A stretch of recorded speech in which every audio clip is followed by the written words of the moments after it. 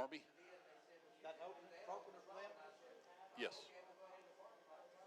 At Army? No, it's the state. Oh, really? Playing in Atlanta? A lot of action in Atlanta this week. Do what? Got a lot of action in Atlanta this Oh, week. yeah. Not to mention the biggest thing with DragonCon, they've got 2 big football games too. And got soccer tonight with Who's tonight? yeah. Who is? United's playing tonight. Ah. Then tomorrow you got the chick. Tomorrow you get to Chick-fil-A. Yeah. They got a lot going on. There's 3 football games in Atlanta tomorrow. Wow. Take play tomorrow? Tomorrow night. Who they play? They're playing Northern Illinois in Atlanta. Oh, okay. So in order, you go one game to this. You got State, Alabama, Miami, and then you got Tech and Northern Illinois. Well, I'm glad I won't be in Georgia tomorrow. I don't have food with that. I can pull up and listen to Georgia tomorrow night. Now we got 5 minutes, dude. You can get your headphones ready to go. Your microphone. I'm good, and Gary's ready too. He's got his on. Very good. Yeah.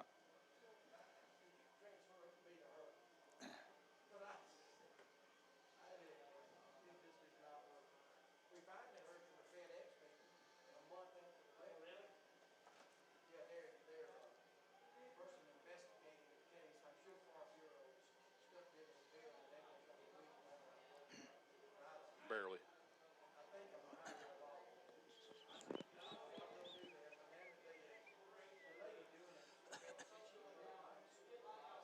Okay.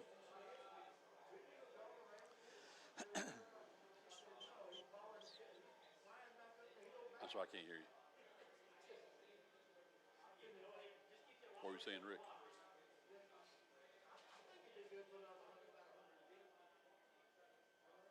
Okay.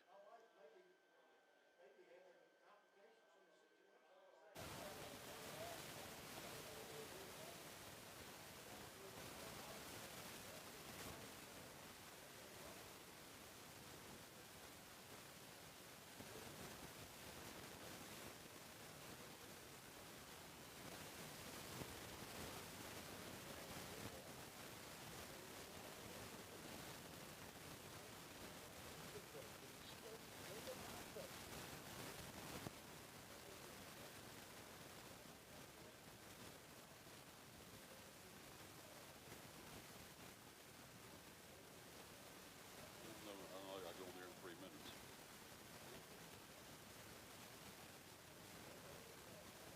Okay, push it in 3 minutes. Okay.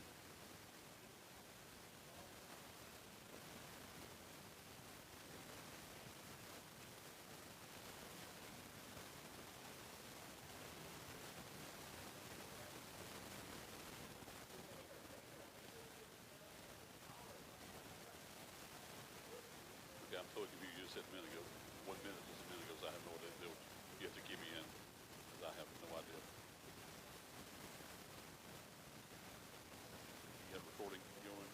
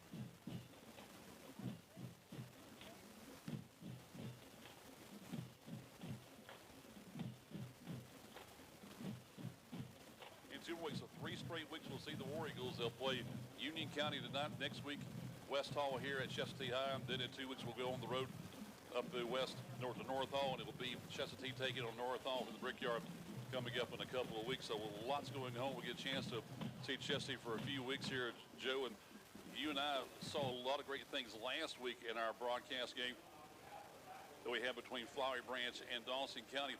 Chestatee went down to Cherokee Bluff, and we know what the Bluff can do now. They put 60 points on the scoreboard. Big question right now is from Michael Perry in Union County. Michael Perry, who was the head coach of East Hall for the past 2 seasons, he moves to Union County. You know about that after Brian Allison left to take over the job at East Forsyth, and the Broncos are taking on Cherokee Bluff this evening, but they missed last week's game because of the COVID-19 virus and with the positive cases. The big question is, who's going to play tonight and how ready are they? Well, and I got here early enough to talk to one of their coaches as I was setting up and getting squared away tonight and getting their starters in the right place. And he was telling me that actually a couple of kids that he said, mark that one off, mark that one off. So they had 1 or 2 more today that had tested and are contract tracing, whatever. And so wasn't going to be here tonight. And so they're down there, at least they're playing. And that's a good thing. Now, I feel like it's going to be a defensive struggle more than anything. I may be bad wrong. But I think both teams have kind of struggled offensively so far this year, and I think that might bode well for the War Eagles because they did score a few more points last week. So I think that'll help them. Plus, they played a pretty tough Cherokee Bluff team last week, so I think that might help them tonight. Well, that's the big thing. The big question right now for the Chestatee football team is their defense. They have struggled for years. They made changes in their coaching staff, which he thinks will help them out. But the thing is, the personnel and them getting ready for a game like this with Union County. Yeah, and with this new turf field, it's going to play different now. They have an advantage, not an advantage really, because the Panthers also have a turf field, but the guys have been able to play on it or practice on it here for a few weeks, and that's helping them, I'm sure. And from talking to Coach Stowers and a few others, that they say that the kids really, really do like it. It's a good playable field. It is a pretty field looking down on it. It's very bright.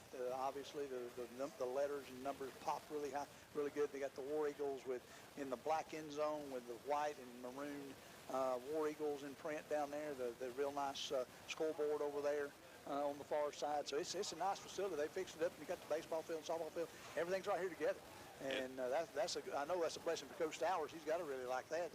Everything's right here within walking distance. They are tickled at this. This is called now the Lynn Cottrell Center because of the Cottrell Foundation money that came into this. It came back in the springtime, and they got that surprise, and they just could not be happier with everything that's going on.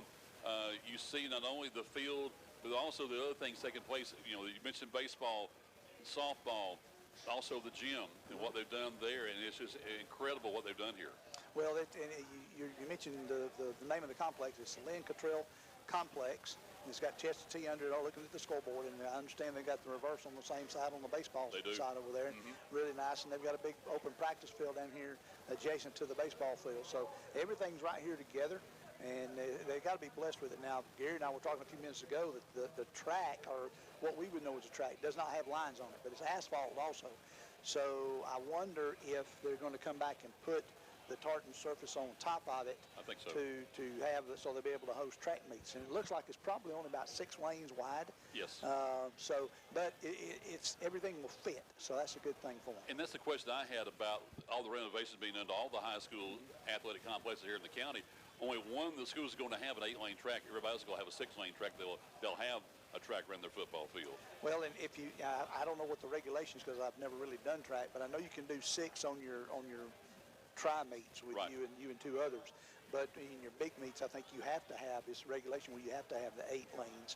So, you know, it might be that Hall County Championships, if they have that, is held at that one place with the 8-lane track, and then that way, you know, they then divvy up who's ever running it or whatever. Well, one thing about the facilities here is caused a lot of excitement and has caused players want to play on this facility. It should, and I was looking at their roster earlier, and you know, and Coach Sean Conley, he's got you know, nearly 50 kids out this year, 60 kids playing this year, which is a blessing because we've seen their numbers down in the 30s. Absolutely. So to have more kids out there, it was really nice. I was looking down at them pregame here, watching them warm up, and I'm saying, good, they've got half a field full, and that was really good to see. that many kids are down here, and they're in a good little area. It's a beautiful little stadium. If you look at it, it's nothing but trees behind us, in front of us is, Mike, so it's really nice to look at, and it's all green.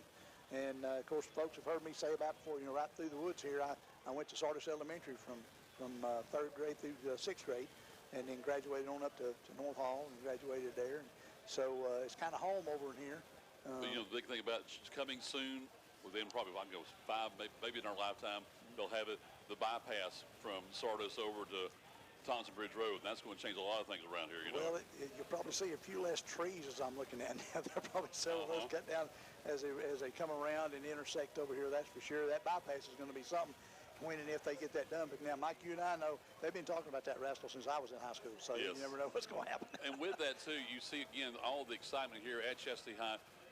They're looking for a win. They have not won a game since 2019. Went winless last year. But you look at that region, and they're in 8 Quad A. That's about as tough a region as you're going to find anywhere in the state. The 8 Quad A region is extremely, extremely difficult. And, 2 years ago, when Christian Charles was a quarterback, he got injured early on, and that was going to be a promising year for him, and then that happened. And they really never recovered. And last year, it was tough for them to ever really gel together as they needed to, and so they struggled last year. So playing a non-region foe like Union County tonight might give them some confidence going into that region schedule, and that might help them as they go down the road. And for Michael Perry, they opened up 2 weeks ago against Fannin County, and surprised people in that ball game. Well, in Fannin County, they've done a good job. The new coach over there that was at Banks County for a few weeks before he took over, that's his hometown over in that area, and he does Coach Cheatham, and a super nice guy, good Christian guy, and he's done a good job turning that program around. They're very involved. Last year was a phenomenal year for them. They got going the other week. They're very involved with the recreation department, talking to Eddie and Tim and the guys over there. They're very, very involved with that, and Chad just loves football. So I know he's turning that program around. They've got a turf field also, and he loves the Rebels. But you surprised them in that first game. Well, they surprised them. They played tough early, but then it wound up being, I think, 34-14. I think late they scored a couple extra touchdowns there in the second half to kind of open it up, blow it open, if you will. But close, early in the game it was close. And I think they were surprised in that, and then it took another turn there in the second half. They're going to say the national anthem right now. All right, what we'll do, we'll take it back to the station for a 2-minute timeout. You're tuned to 97.5 Glory FM.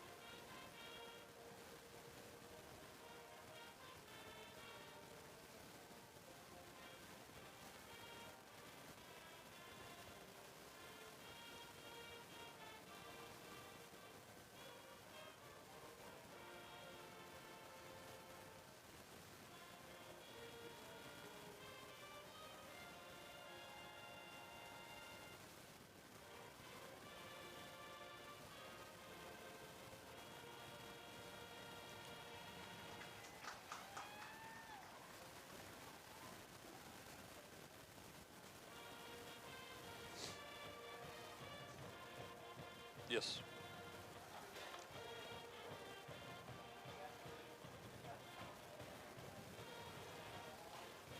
Pardon me? Yeah, please.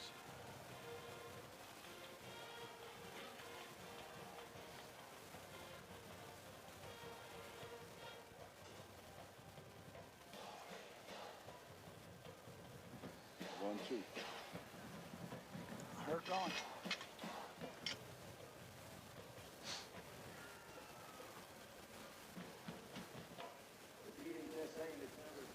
Get ready, you got 10 seconds.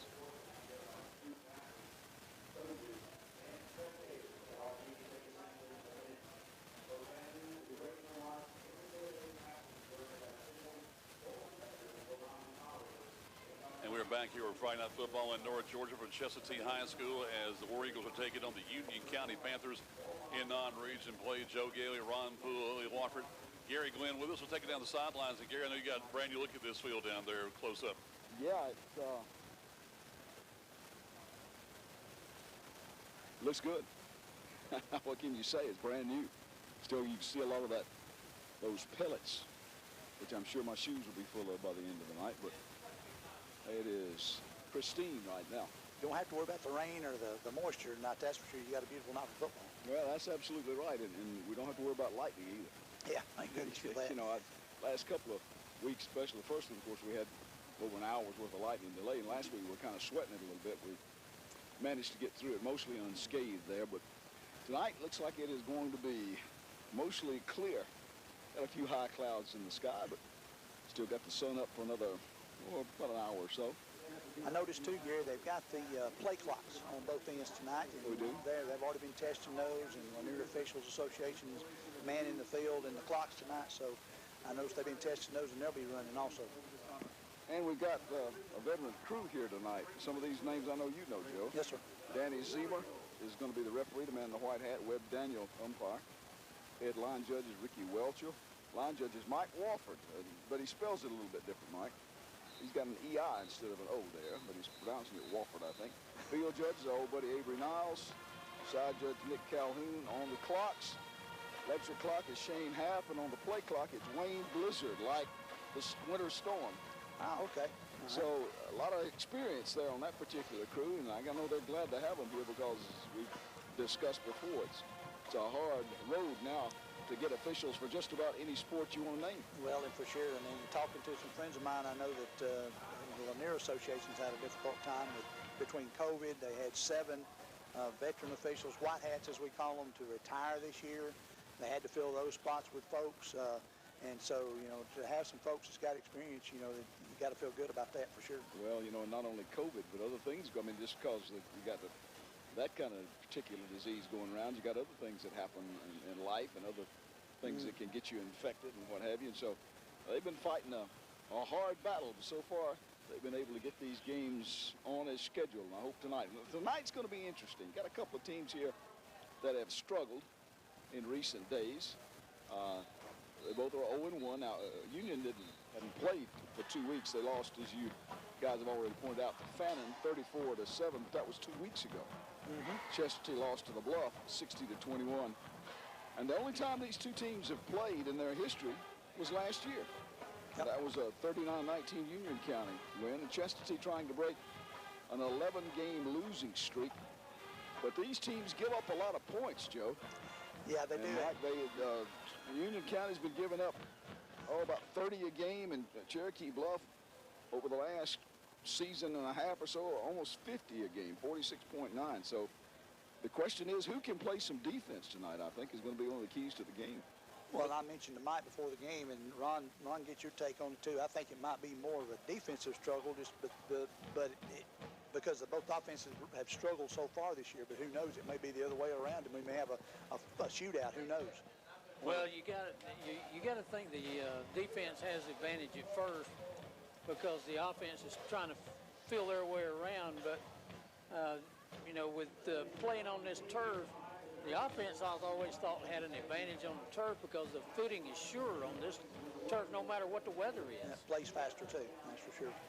That's why I think the defense has got a struggle. If you got a team that's got a fast running back, because then everybody has agreed with me that I've talked to on the coaches said, if you got somebody who's a 4-6 guy, for example, it's going to make him a 4-4 guy. Gain a half a second there, and you never know what might happen. Exactly. For sure. Yep. Yeah, I wish they'd had it when I played then. You might have been bruised up a little bit more than what you are. It'd be like playing. I always heard this stuff was like playing on a parking lot, though. But parking lot on concrete. Yep. Well, especially, you know, you remember that old rug they had at Georgia Tech at Grant Field? Yeah. They had asphalt under it. Yeah, man, it was like somebody threw a throw rug on top of the parking lot. Yeah. That was about the original AstroTurf. Yeah, the original AstroTurf. I don't this is top of the line stuff here now. Yeah, I think this has dirt under it. I don't think they put any. It was dirt, and then they put some not some field mix, but basically something that it would percolate, and it would perk some as it rained. And well, if you've seen the situation out West Hall, you'll see exactly what there's a lot of dirt under it. Yeah, they brought that in. Mike, if I can, I'm going to go ahead and give you your starting lineups or prospective starting lineups for both teams tonight. Before we get started, we've got about 5 minutes till kickoff. For Union County on the offensive side, we've got wide receivers. We've got Sam Page, Jensen Goebel, Griffin Young, and Keaton Chipwood. On the line, you've got Lane Lance, Alex Godinez, as I found out his pronunciation of his name, Cody Meeks, Malin Collins Spira. Quarterback is Logan Helcher, and Caleb Rogers is one running back. Caden Tanner may or may not be in the game some as a running back also. On the defensive side for Chestatee, you've got they play a 3-4. Harrison Mitchell, Geronimo Marion, which I remember his name from last year, and Brian Cantrell are your 3 down linemen. The linebackers are Cooper Barrett, Jason Granados, Ethan Clark, and Maddox Miller. Then your cornerbacks are Hunter Fouch, or Fauci, Mike? Fouch. Christian Gerard, and then you got safeties of Christian Vargas and Eli Raines. On the other side of the football, for Coach Sean Connolly on the offensive side, you've got Hunter Fouch and Christian Gerard, Bo Edwards, and Maddox Miller are receivers. Alex Zamora, Geronimo Marion, Nate Brazier, Levi Stowers, and Brian Cantrell are your line. Luke Bornhorst and Adriel Vargas is your running back. Bornhorst is your quarterback. For Union County, they're 0-1 under Coach Michael Perry. The defensive line is Wyatt Garrett, Lane Lance, Cooper Almasy, and Stein Harkins. The backers are Elijah Helton, Gage Barnes, and Liam Cone. And there's one guy that, Gary, that we don't know yet, so we'll get him in a few minutes. They were kind of, the coaches didn't really know before game who was going to be in there and wasn't. Then the safeties are Wilson Walker, Trace Wright, and one of the quarterbacks is Eli Pugh. So I had a couple of guys, I understand, that either test positive or contact tracing or whatever, we're going to miss tonight from Union County. So that kind of, they have to shift some bodies around, I understand. Well, we're just about ready to meet in the center of the field. You got the captains up there too, Joe, I know. Yep, the captains for, hang on a moment. I hate to be, not have it in front of me right there. I got Union's captains are, Go ahead. are Trace Wright, Logan Helcher, and Eli Pugh. Good deal. And for Chestatee, Luke Bornhorst, Brian Cantrell, Christian Gerard, and Levi Stowers are the captains. And Gary will toss it down to you. All right, we got Danny Zimmer about to give them the instructions. The thing for y'all tonight is to have fun playing this game, all right? Other than that, all we ask is great sportsmanship throughout the whole game. Good? All right, Union County, y'all are visitors. You got a coin with heads. Dog is the heads. Blue side is tails. What's your call? Tails is the call. It is tails. You want or defer? Defer. All right. Union County. So Union defers. Yep, that was Captain Logan Helch. So that means the Panthers would kick things off. Chestatee will get the football to start things off. We're back after this timeout to kick it off for you here on Friday Night Football in North Georgia on 97.5 Glory FM. Hey, that video board's impressive. Yes, it is.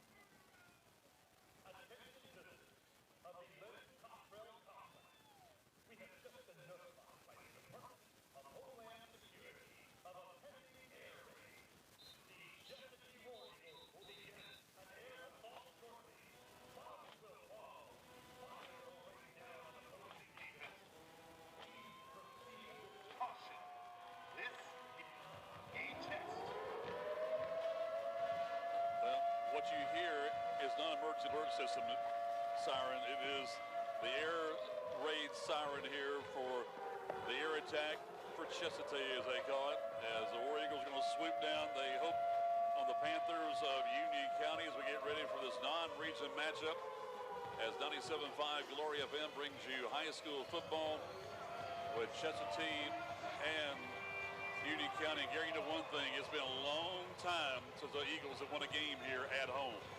It has, Mike. You know that, and they got to be excited. A brand new football field, football stadium complex. and they got to be excited and looking forward to this game tonight. It's their first game on this field like anything else, and we're glad to bring it to you here. The first time they'll hit the field, it is their new home field here at Lynn Cottrell Complex. They'll get the football to start things off. You know, it's getting to the point where it's going to be rare to play on real grass anymore. You're exactly right. Exactly right. And to bring you the play-by-play of high school football 97.5 Glory FM, here's Joe Gailey. All right, ladies and gentlemen, if borrow an old Munson thing, as we got Georgia Clemson coming up tomorrow, get the picture. We've got Union County white tops, white headgear, purple pants. They got the doggone white numbers with a little purple outline. So depend on you, Ron and Gary, to help me out with numbers tonight. And then on the other side, we've got Chestatee all in the black tops, the white bottoms, and the black headgear. Big white numbers on there, so we'll be able to read them pretty clearly. And we look forward. This actually looks like a very dark maroon top. It's either dark maroon or black top down there. Yep. And Vargas and Fouch are the deep guys to receive the kick.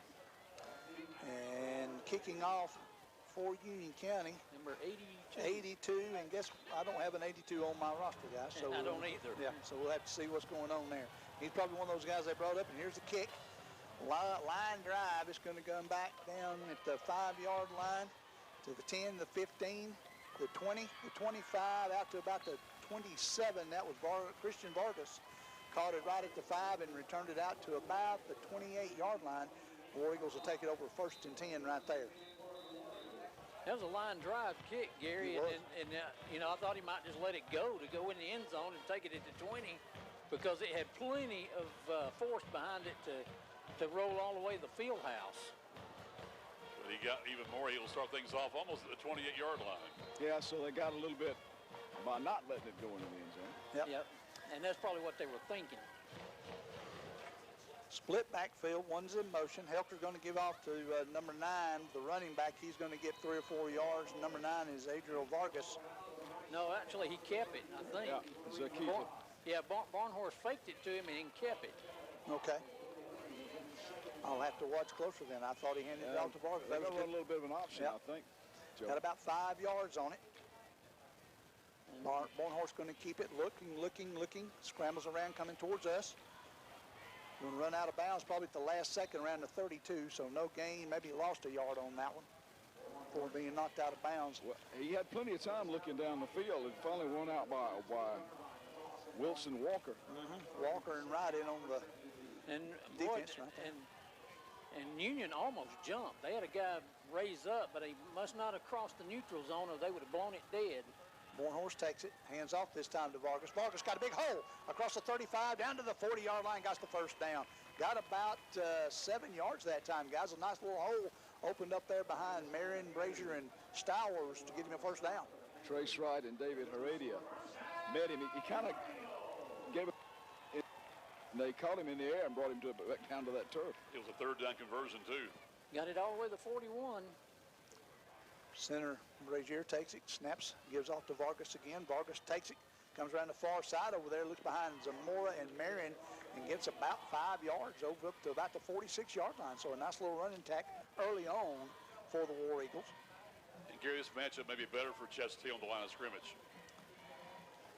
Well, I'll tell you what, Union County's roster, and they got some big guys, but they're not really, the big heavy guys are not in there right now, most of them. I think a man missed a silent. Barnhorse is going to take it right. We're going around the far side. Scrambles got close, and he did get the first down by about a half a yard, got a flag. Coming in from the back judge, I think it's a late hit out of bounds. Barnhorse turned to his right, guys.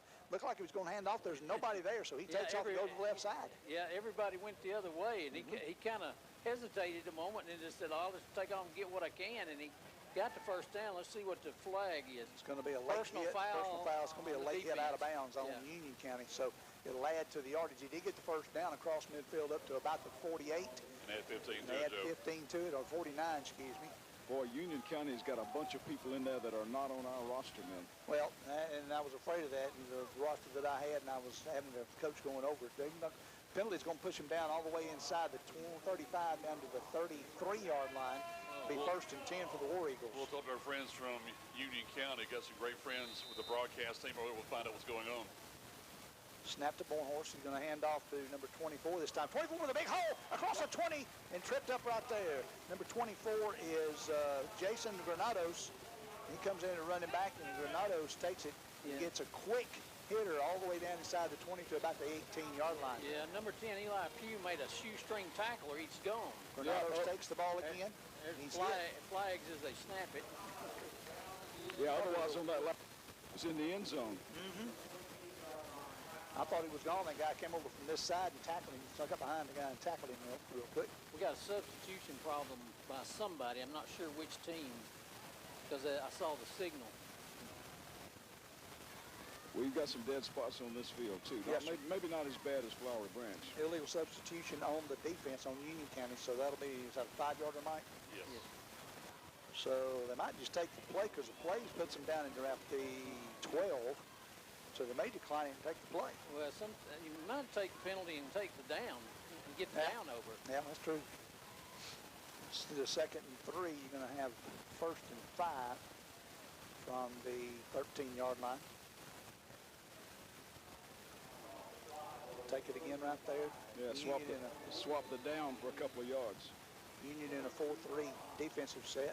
So they clock Vargas penalty. again gets the ball. Vargas going to cut back at the 5, knock all the way down to the 1.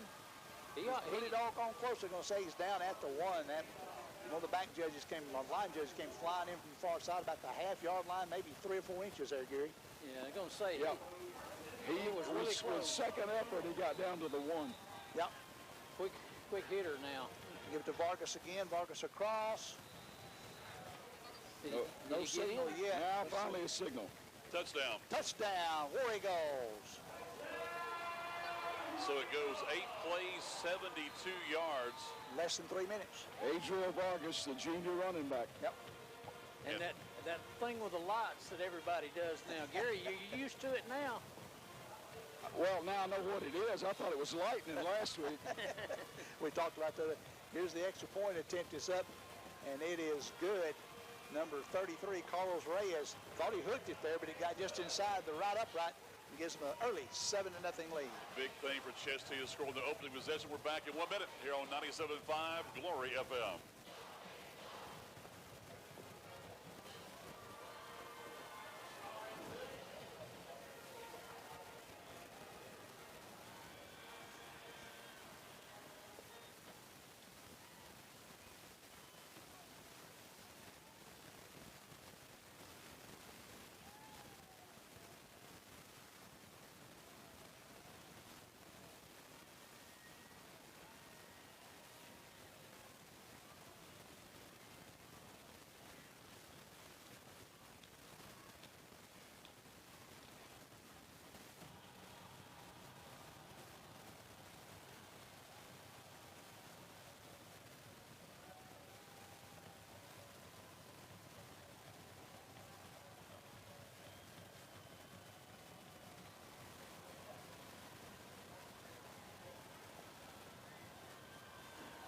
You can see the game this evening on the Chestatee High School YouTube page, also on our Twitter site at Team Glory Sports. Diaz with a long line drive, going to come down. Ooh, it goes through the hands of one Union County back. Goebbels gets the ball across the 20, the 25, 30, 35, got an opening, got one man to beat, and he hit him head on right there. There's number 21, Edwin Rodriguez, hit him head on right there, Gary, and Ron knocked him down, fell across to the 42, it looks like. Yeah, he's listed as Rodriguez listed as a receiver as well as a punter and a kicker. So I think sometimes when they fumble that kickoff like that, it messes up the coverage for some odd reason. Yep, exactly. And they kind of have to scramble and see where he's going with it, and they got a good return out of it. And see who has it. Rogers reached his hand up there and went right through his hands, and luckily the guy was still there behind him and can get it. Well, we got a wide open offense here. Logan Helker is the quarterback. Nobody in the backfield. They throws it right over the middle, complete. That time it looks like it went to number 12. Number 12. 12 is Jensen Goebel. He's one of the receivers.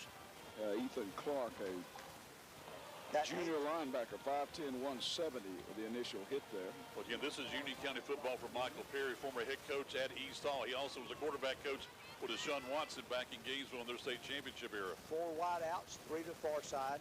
Helker back again, throw it over the middle to number 12. It looks like again got across the 50 to the 45, the 40 before he's knocked down. It'll be about a 12-yard gain in the first down for Union County. Yeah, So 2 quick plays and first down. Yeah, this is run and shoot football Yep. right here, right now. Well, Without a doubt. same thing Brian Allison was in Union County, right, Joe? Yes, sir. The same way. Yep, Brian did the same thing when he was there.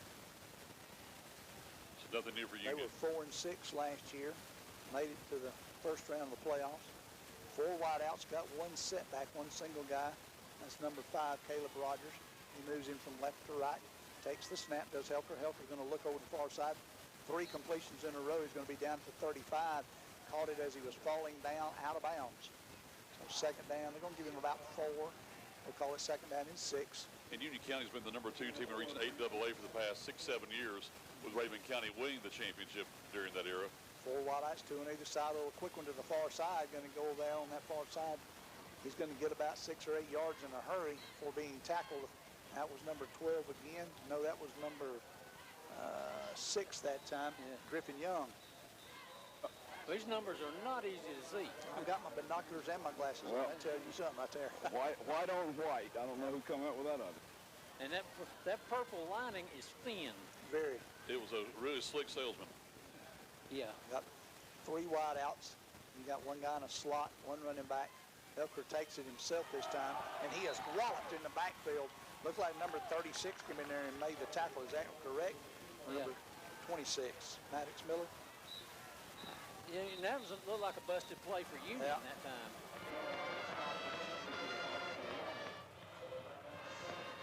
They're behind the chains for the first time tonight. Second down, about 11. Helker all there by himself. 4 wideouts. 2 snaps. Here's the ball. He's fighting. Oh, and the ball's on the ground. And who picks it up? I believe Joe Chestatee falls on it. At the 35. At the I don't think he ever 35. had the ball.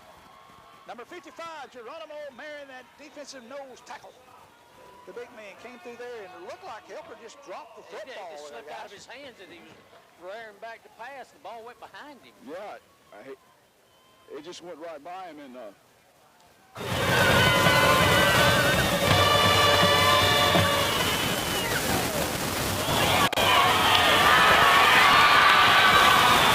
There and stand, probably. So Eagles have it league 7 first quarter, first turnover of the game. That's one thing that Union cannot afford to do is turn it over. Turn it over, that's right. Born horse back, couple of wideouts, 1 setback. Got the number 24 back there again. Oh, he almost stripped the ball at it. He's crossed the 40, 45 to about the, oh, he got it, yeah, to about the 46. I believe he got a first Yeah, down. he did. Got 10 Granados, yards. Jason Granados, that backup running back, and I call him a backup. They've been playing evenly all night tonight. So Granados takes that one for the first down. He got 11 on that carry. And Union made contact with the center. Mm-hmm. And that's the nose man. You always wonder how the nose man could be offside. Got an offside on the defense, so that'll add 5 more yards. It'll be 1st and 5 now. So in less than half a quarter, we've had 3 possessions and 1 score, and now another driving, and that's Chestatee driving for their possible second score. South Forsyth has jumped out on Dawson 7-0 early. Oh, and then Union County's going to sack the quarterback in there, Bornhorst. It looked like number 2 got in there, Yeah. Trace Wright, and made the sack on Bornhorst that time. Bornhorst didn't have anything. He came in there untouched that time. Well, safety blitz is what it was. Nobody picked him up. Knocked him back almost 10 yards. It's going to be second down and about 14, excuse me. We got a, Now Chestatee's behind the chains. let's see, we got something going on the far side. The official over there on that side's talking to somebody. Somebody's having to come out. Probably an equipment issue. Yeah. He's having to get fixed. Something must have happened. Line judge on that side, Ricky Welch, made him come out. Bornhorst takes the snap, rolls to the near side, throws it complete right up there to number 26. He made the grab. That's Maddox Miller. Miller across the 50 down to about the 48-yard line, so he got it back +1. Now it's 3rd and 4. They've got to get to the 44-yard line for the War Eagle first down. It is 3rd down, 5-36. His momentum, Joe, carried him down. Nobody really touched him. He just caught it and fell down. But it makes it 3rd and manageable. Right up the middle, going to get off to Vargas. Vargas has got the first down across the 40 down to about the 38-yard line. Boy, I tell you what, guys, it looks like to me, Gary and Ron, that Zamora, Marion, Brazier, and Stowers and Cantrell are doing a job up front. Oh, they are. Yeah. And that time he bounced off the first would-be tackler and got into the secondary. Eli Pugh combined on the tackle to bring him down. First down is a 38. Bornhorst and Vargas or Granados looks over here to the sideline, gets the play. 3 wideouts, 2 to the far. They've got 4 wideouts. Excuse me. They're spread out everywhere. Bornhorst looking. Looks like he's going to take it himself, then passes at the last second. Is it caught? Yes, it is. That's a great catch. Man, it was a great catch right there. Wow.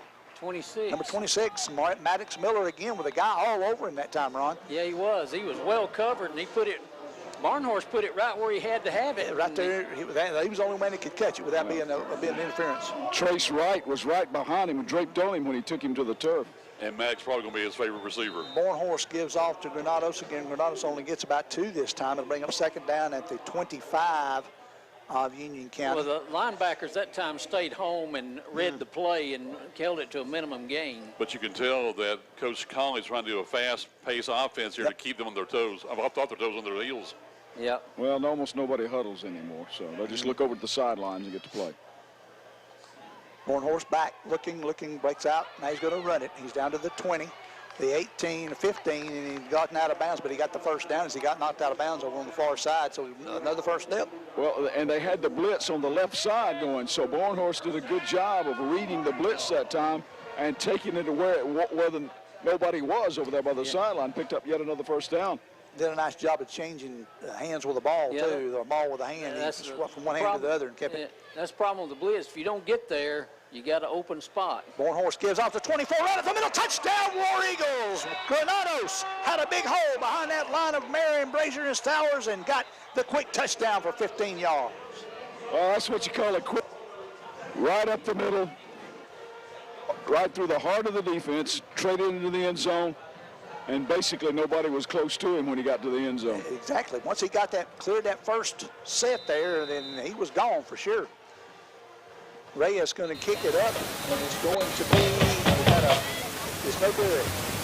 So we'll leave it 13-0 War Eagles with 3:46 remaining in the first quarter. And we're back in 1 minute. You're tuned to high school football on 97.5 Glory FM.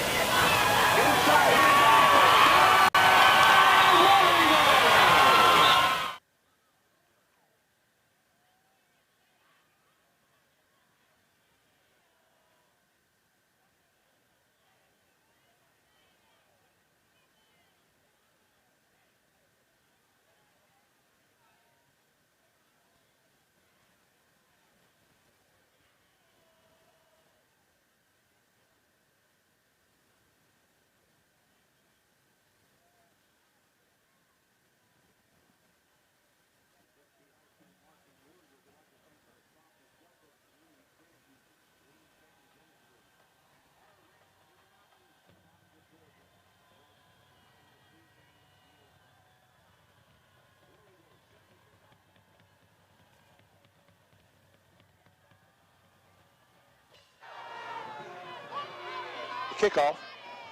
Back there to number 5, Goebel, across the 20, the 30, and he is hit hard right there by one of the lead guys. That was Martin Miller. Yep. For Chestatee. So he carried it whacked him right there at the 32-yard line. That was number 5, Caleb Rogers, for the Panthers that brought it back. Yeah, from the 5 out to the 32, and it's a line drive kick, and he kicked it so hard and so fast that it took the coverage a long time to catch up with him. The coverage couldn't get down there like you wanted to, that's for sure. Chestatee's had the football twice in the first quarter, over 100 yards of offense. Union County, their second possession, trailing 13-0. Union County with 4 wideouts, 1 setback. Yes, the last one was a result of that turnover. Helker, he dropped the ball again. Chestatee's on it right there at the 26. Holy cow. Wow. Elker never had that when it didn't look like, guys. It looked like hitting his hand, he fell right out, and then boom, he was on. Yeah, they're going to have to check his hands because every time he cocks his arm, he drops the ball. That's twice in a row. Yep, twice in a row. 2 consecutive plays for Union County, 2 fumbles, resulting in great field position for Chestatee. Well, that's got to bite Coach Perry a little bit right there. Well, you could hold on to it. You could tell because he kind of came halfway out, always to the numbers. You say he's no Clee Cooper. That was Cooper Barrett on that recovery. For the second straight Bornhorst time, right? looking, throws it long into the end zone, incomplete. Yeah, he overthrew everybody that time.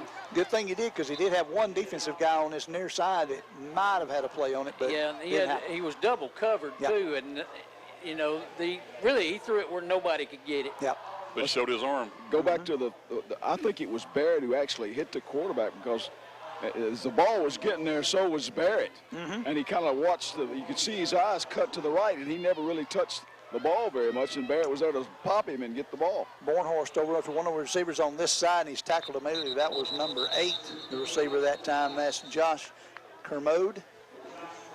And that's one of the guys, number 3, that made the tackle, and he is not on the roster. Well, I have a number 3, and it's Caleb John. That's who I have. Yeah, I do too. Yeah. We got a flag on the far side right at the 10. I don't know if anybody sees it. He picked it up then. Okay. That might be a substitution too. That's usually what that means. Oh, and it's got to be on Chestatee. Let's see. Nope, it's going to be on Union County again. They backed it up to about right at the line of scrimmage and went 5 yards. Well, so it's the second what time. that probably was, the guy got off didn't get off the field in time, and that's the guy that would make that call on that sideline. That's their third penalty for 25 yards here in the first quarter. Bornhorst with Granados beside him. He takes the ball. He's going to get across the 20 down to about 18-yard line. So Granados gets about 3 yards, maybe 4 down to the 18. It'll be 3rd down and 1. And Chestatee's blocking well and moving the ball well, and if they keep and they're controlling the clock. But Union has that quick strike capability. Yeah. If they can just hang on to the ball. Coach Conley got to be pleased. Barnhort's going to take it himself, and he's hit immediately right there as one of the defensive guys that looked like a linebacker came up there and hit him immediately. I think he lost a yard. I think that looked like number 28, Elijah Helton, maybe came in there and made that tackle head on. That makes it 4th down. Yeah, that was called quarterback draw, and Union was ready for it. 4th down and 2. Got to get to right at the 18-yard line for the first down, Barnhorst. Trying to get them to jump. 20 seconds on the play clock. 16, 15, plenty of time here. Going to take the snap and give off to number 24. 24 is going to get the first down easily. That's Granados again. Granados got the first down. He went in there, looked like he stutter stepped and kind of spun back to the inside and fell forward about 2 yards there. Aradia had to try to grab him around the waist and just couldn't hang on to him enough to keep him from getting the first down. I'll tell you what, Joe Nixon, one of my favorite stats, the 3rd down conversion. I love this one, the 4th down conversion. 4th down conversion. Yep, 1 for 1 now. Granados going to hand off to, or Granados gets the handoff from Barnhorst, and he's going to keep driving those legs all the way down inside the 10. So he got another 4 yards right there. Granados has turned out to be the workhorse all of a sudden. Got an injury on the play. It's a Falcon. It looks like it could, yes, a Chestatee player, War Eagle, as he was, one of the coaches or trainers was out there, Johnny on the spot and hurt. I think he was at the bottom of all that pile, and he may have got it turned with all that humanity falling on him. He's looking at the left ankle right there, so we'll see what happens. It is cooler this evening as we wrap up the unofficial end of summertime with Labor Day. Guys, giving some other scores around. South Forsyth leads Dawson 7-6. That's in the first quarter. Cherokee Bluff 7-0 on East Forsyth in the first quarter. And North Hall's taking a 3-0 lead over Hart County in the first quarter. That is huge there. As I mentioned in game plan, it would not surprise me at all if North Hall would come out with a victory with the game plan that Coach Bishop had, but you got to give the advantage. That's why I consider Wofford's winner is going to be Hart County. Well, that's good to see. Number 76 right there, Levi Stowers, one of the stalwarts on the line there, is walking off under his own power. Yeah. So he must have just got it rolled up under him, but he's walking out without really flinching there. That's the AD's son, by the way. Now he's running off. Yep, big old boy. There you go, Levi. Yeah, Levi's like, I can suck it up. Let's go, guys. He's ready to go. Now, he has grown like his daddy. he's a big old boy, that's for sure. Yeah, He's jogging I up down think the sideline now. he's bigger than his daddy now. Vargas looks like he might be hurt. He's sitting with his helmet off over on the sideline. Bornhorst will take the snap. He's rolling out to his left, looking for a receiver. Throws at the last minute. It's going to be incomplete right at the goal line. His receiver over there, Hunter Fouch. Hunter Fouch was the intended receiver, yep. Yeah, and he threw it a little bit too wide, and he couldn't, if he couldn't have caught it and stayed in bounds both. They can get a first down at about the 4 to keep the drive alive. I wouldn't be a bit surprised to see them take a crack at a field goal if they don't make Absolutely, this. Gary. Yep. Yeah, if they throw an Puts you more than incompletion. 2 scores up. Gives off to Granados. Granados across the 6 down to about the 5. Look, that ball bounced up. I may take that back. Now, if you're this close, you may go for it. But now they're backing it up a little bit. So let's see what the call is. It's almost 2 yards. Yeah, you got it there at the 6. Got to get to the 4. Now let's go on a hurry up. 4th and 2. And he may try to draw them. Well, they tried to draw him once before on that last 4th down conversion. They didn't bite, and they didn't bite that time when he clapped his hands. 4 wide outs, 3 to the near side. Granados in the backfield. There's the clap. Holds it and throws a little fade over to the far side. Incomplete. Oh, I'm a little surprised at that. I am Yeah, too. too. Well, Thought you might have run it. it was intended for Fouch, but he threw it in the wrong shoulder. Fouch had to turn all the way around and just couldn't make the adjustment. So the ball go over on downs right there with 42 seconds remaining here in the first, and War Eagles up by 2 scores, 13-0. Well, they dodged that bullet. I mean, when you got somebody that's, like Granados and who's getting you. Well, he got the previous 4th down conversion. Yeah. Exactly. Yep. I agree with Gary and Mike on that. I think I would have probably tried to run it again. The big line's been doing a good job so far. They're taping up Levi Stowers' ankle a little bit more down there outside his shoe. They went, 22 yards in 8 plays and ended up turning the ball over. Vargas and Granados pretty. Yeah, Vargas is on the sideline now, so I don't know if he's got his helmet off. I don't know if he's injured. All right, Union County's got the ball. Back to Helker. Helker's going to take it across the 10 down to about the 8 or 9 yard line. Going to be knocked down at the 9. Took it himself back there and ran out there. I think he's at the 14, Joe. Got to the 14, yeah, my bad. Yeah, because they started at the 6. Yep. And, yeah. So that's a good run, about 8 yards out of that. Helker back there again is the lone back, the quarterback. You've got 3 wide outs on this side, 2 on the far side. Get one Spread more out play off. 8 seconds and running. 6, 5, 4, They may let it run out. I 3, think they are. 2, And that's the 1. quarter. That's the quarter right there. So they won't get it off. And that'll be the end of your first quarter with the War Eagles leading at 13-0. We got more for you after this timeout. You're tuned to Friday Night Football in North Georgia on 97.5 Glory FM.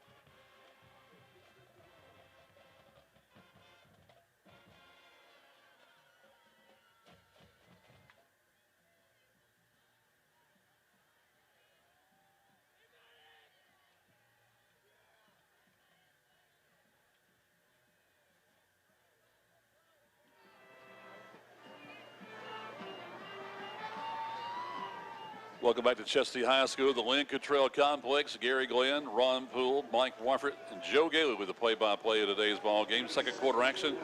War Eagles lead 13-0, but Union County has the ball. 2nd and 2 from their own 13-yard line.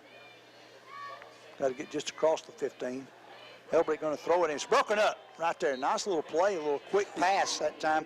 Broken up very nicely that time by Christian Gerard. I tell you what, he almost picked it, and if he hangs on, he's got nothing in front of him but green turf. That's right.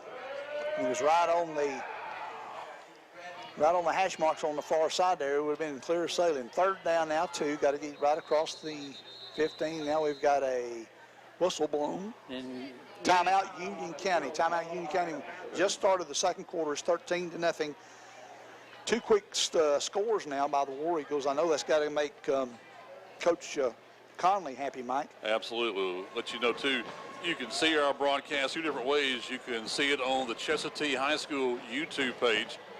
Great video there for our friend Stephen McIntyre. Then also on our Twitter site there at Team Glory Sports. Make sure you follow us and like us what you're doing when it comes to bringing you high school football, the live video feed on Twitter at Team Glory Sports, and also let them know at Chestatee High what you think about our broadcast, teaming up with them on their War Eagle YouTube page. Yeah, some other scores. South Forsyth and Dawson tied at 14, and Hart has taken a 7-3 lead over North Hall. Cherokee Bluff 14-0 over East Forsyth. And Gary, you'll like this. Jefferson leading south side of Greenville, South Carolina, 21-0. The Dragons are strong this year. 3rd and 2. They got to get down. I think he's going to be a tad bit short. He's just across the 10. Bornhorst, it looked like took it himself again there and only got about a yard, maybe a yard and a half. It's going to be 4th and maybe half a yard, maybe a yard. Let's see what they do here. They may gamble. Yep. Looks like they're going to. They're going to try and go for it right here, guys. Ethan Clark just blitzed through there and blew him up. He figures if he gets that much again, he can get it. Quick kick. And he got it off. It's going to go roll and roll. Oh, it hits and bounces right there and stays. Now takes a little bit of a hop all the way down to the 44, so probably not a bad idea. They had to play him in and got it over the guy's head that time and got a little bit of a roll, about 5 yards after. And that was, I think you're doing better that way than you would if you'd lined up and punted. Oh, heavens, yeah. Well, you got a guy that your safety had to play in about 10, 15 yards closer than he would have had it been a traditional punt formation. And you're seeing more and more of this quick kick stuff. We saw that last week, Gary. We saw the quick kick utilized several times, didn't we? Yep, that was Zach Holt's call for Dawson County. That's right. You know, that was a 41-yard kick. Yep. 1st down for the War Eagles. Bornhorst back complete. Pass on the far side out to Hunter Fouch. Fouch is across the 45 to the 44. He got about 12 yards. Right down to the 45, about 11 yards for the 1st down. And that was a page out of Union County's book. That's what they're trying to do. Yep. Well, bad news for the War Eagle offense. Vargas is on the bench with his shoe off and his ankle on ice. That's what it looked like earlier. Oh, and that running that time, Granado's just slipped. He got the ball, wanted to cut back in, and his feet went out right from under him. Yeah, turf monster got him. Yeah. Well, that's another one of those numbers on Union County that is a phantom. 66. 66. I've got Lane Lance is who I have on 66. Okay, well, there you are.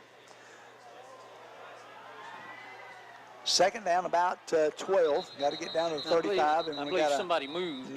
Looks like it was. Illegal procedure on the offense. Knock them about another 5 yards back. It's going to make them 17 yards to get the 1st down. 2nd down, 17 from their own 48. Just inside the nose of the football touches the 48. You can already tell the difference in the game plan now with Vargas out. Clock starts. 10 minutes and 34 seconds remaining here in the 2nd quarter. War Eagles leading. Bornhorst looking, gets loose, crossed the 50, got a little wide open, 45, tries to beat a man between them, tries to squirt between two guys, and got down there to inside the 40, around the 38. Nice little run. He got about 15 of them back there, fellas. You know, one of Bornhorst's abilities is to see the field. Yep. And to see the lanes. If his guys are covered, he's going to tuck it and run, and he's dangerous doing that. And it's 3rd and manageable now. Exactly. 3rd and about 3. Going to hand off to Granados. Granados is going to get in there very, very close to the 1st down. Line judge on the far side is right on. He's saying 1st down. They're going to give it to him right at the 35. 1st down War Eagles. As you see the PA announcer, 1st down War Eagles. And the one thing you've not seen in the last couple of years, Joe, especially with COVID, has been putting the chains out in the field to measure of football. Yeah, you're not seeing that, that's for sure. Got offsides on the defense. That's the two offsides they've called, Ron, I noticed have been very quick. Yeah, well, if you make contact, it's automatic, and I think they made contact on that again. First one you did. Helmet and helmet. Union County is having a problem getting out of Union County's way. Exactly. Yeah, they have been their own worst enemy tonight. 1st and 5 for about the 3rd or 4th time. Penalties and turnovers. For the War Eagles, going to hand off to Granados again. No. Bornhorst is keeping it, rolling to this side, looking, throws it late, complete. Right down there to Hunter Fouch. Fouch is across the 20 around the 19-yard line, another 1st down for the War Eagles. Again, a well-designed play, and Fouch run a perfect route. Coming back toward the quarterback. Yeah, he got down there and kind of just got there in no man's land. He was hidden between folks out there, and nobody was around him when he caught it. This is their fourth possession. They've got 2 touchdowns, and they had that short drive end on a 4th down play. Bornhorst claps the hands, takes the snap, looking, got 4 wideouts, throws it right in the middle behind the guy. Fauci was the intended receiver. Oh, we've got a flag come in late. Might be Looks like might be interference on there. Let's see who the...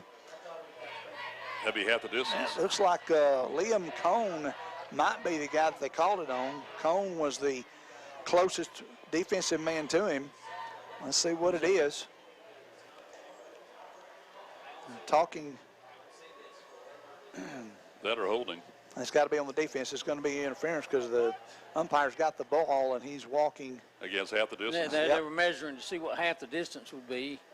Would be the 10 and bring it down and be 1st and 1. Well, not hardly 1. Yeah, because that's not an automatic 1st down anymore.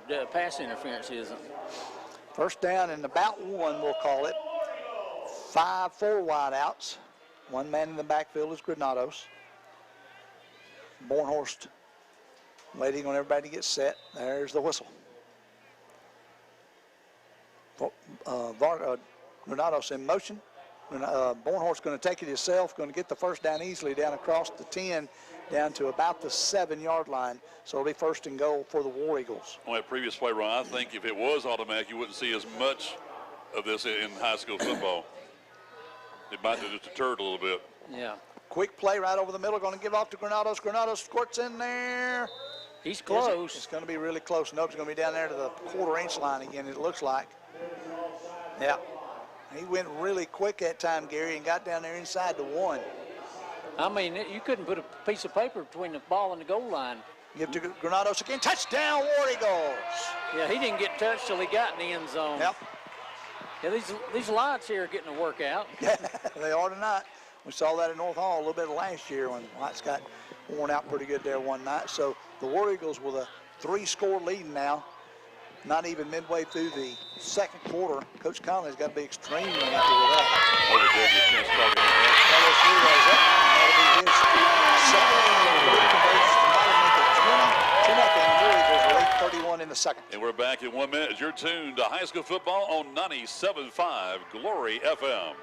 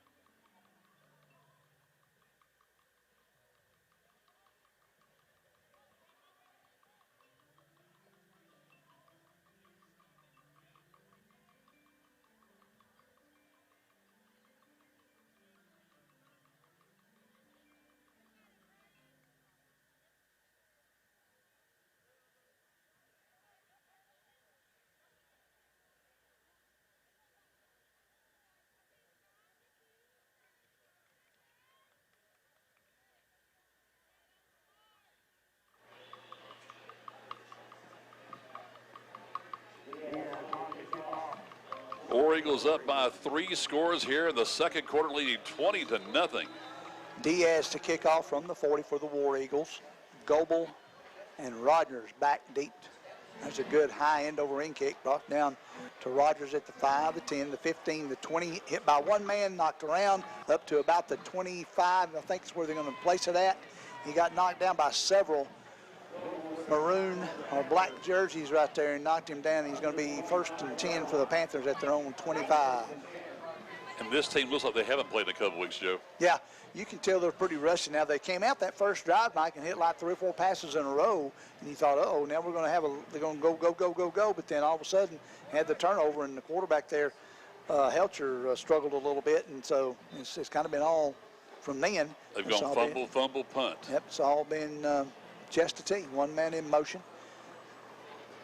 Helcher going to keep it himself, going to try and roll out this side. He is swarmed, but he got down to about the 28-yard line. But leading in there looked like number, was it 42 in there? Ethan Clark on the tackle. And 45 was there too. 45. But number 21, Edwin Rodriguez, may be in there too. 4 wideouts for the Panthers. 1 man in the backfield, and that is Rogers.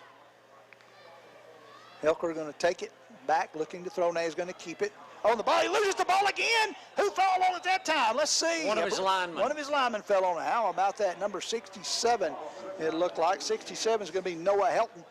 He saved a turnover. He did save another turnover and deep in their own territory. He's down to 23, but he's third and about 12. I'm telling you what, he got slick hands. That's 3 times he's dropped it. Might be using too much hand sanitizer on those.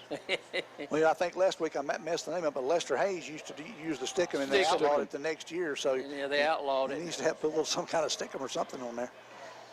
Helker back, looking, getting pressured, and he finds a man out of the backfield right there. It was Rogers. Rogers going to get a pretty good gain. He got the first down, slung down up there across the 35 around the 37-yard line. So nice little pitch and catch that time by the Union County Panthers. Well, I tell you, Ethan Clark on that stop, he just ran him down. Well, Cooper Barrett had a free shot at the quarterback, and he had to get it off in a hurry because Cooper Barrett made him pay for it right after that. And do we have a flag or something? Well, Helker's helmet, he's got his helmet off. Now he's putting it back on, so I don't know if they're going to – it didn't get knocked off, I don't believe. I think he took it off because it was pinching the knee or something. We've got a officials conference right there at the 35. Let's see what the referee comes out. We've got a personal foul, face mask on the defense.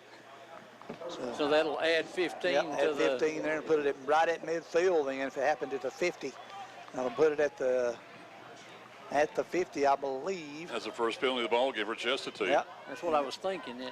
Be right across the 50 at the 49-yard line, so they're in Chestatee territory. They've been there once before and then turned it over. Turned it over earlier. See what Helker does this time. He's got the 5 wideouts, 5 wideouts, 3 on the near side, 2 on the far. Rogers comes out of the backfield, goes to receiver set. 5 linemen. There's the clap. Here's the ball.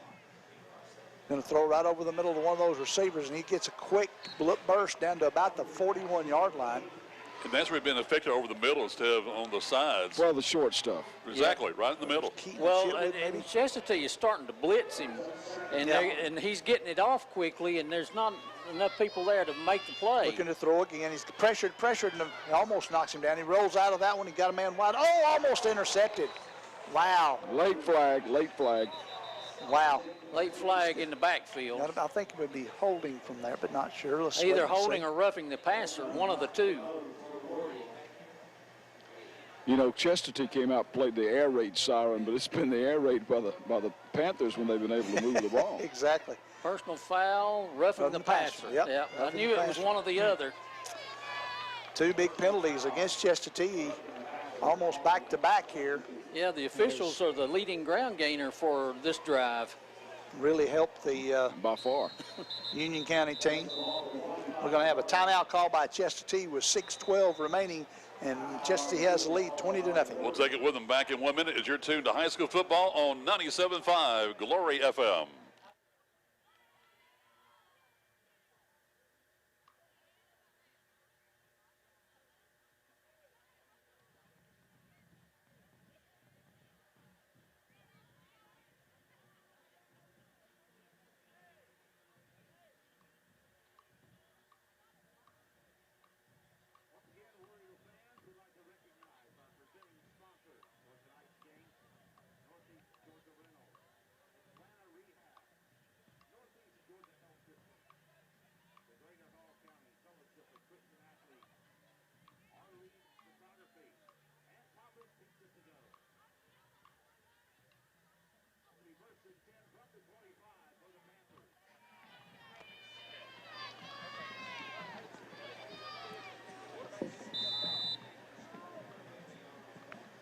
Union County brings them back up.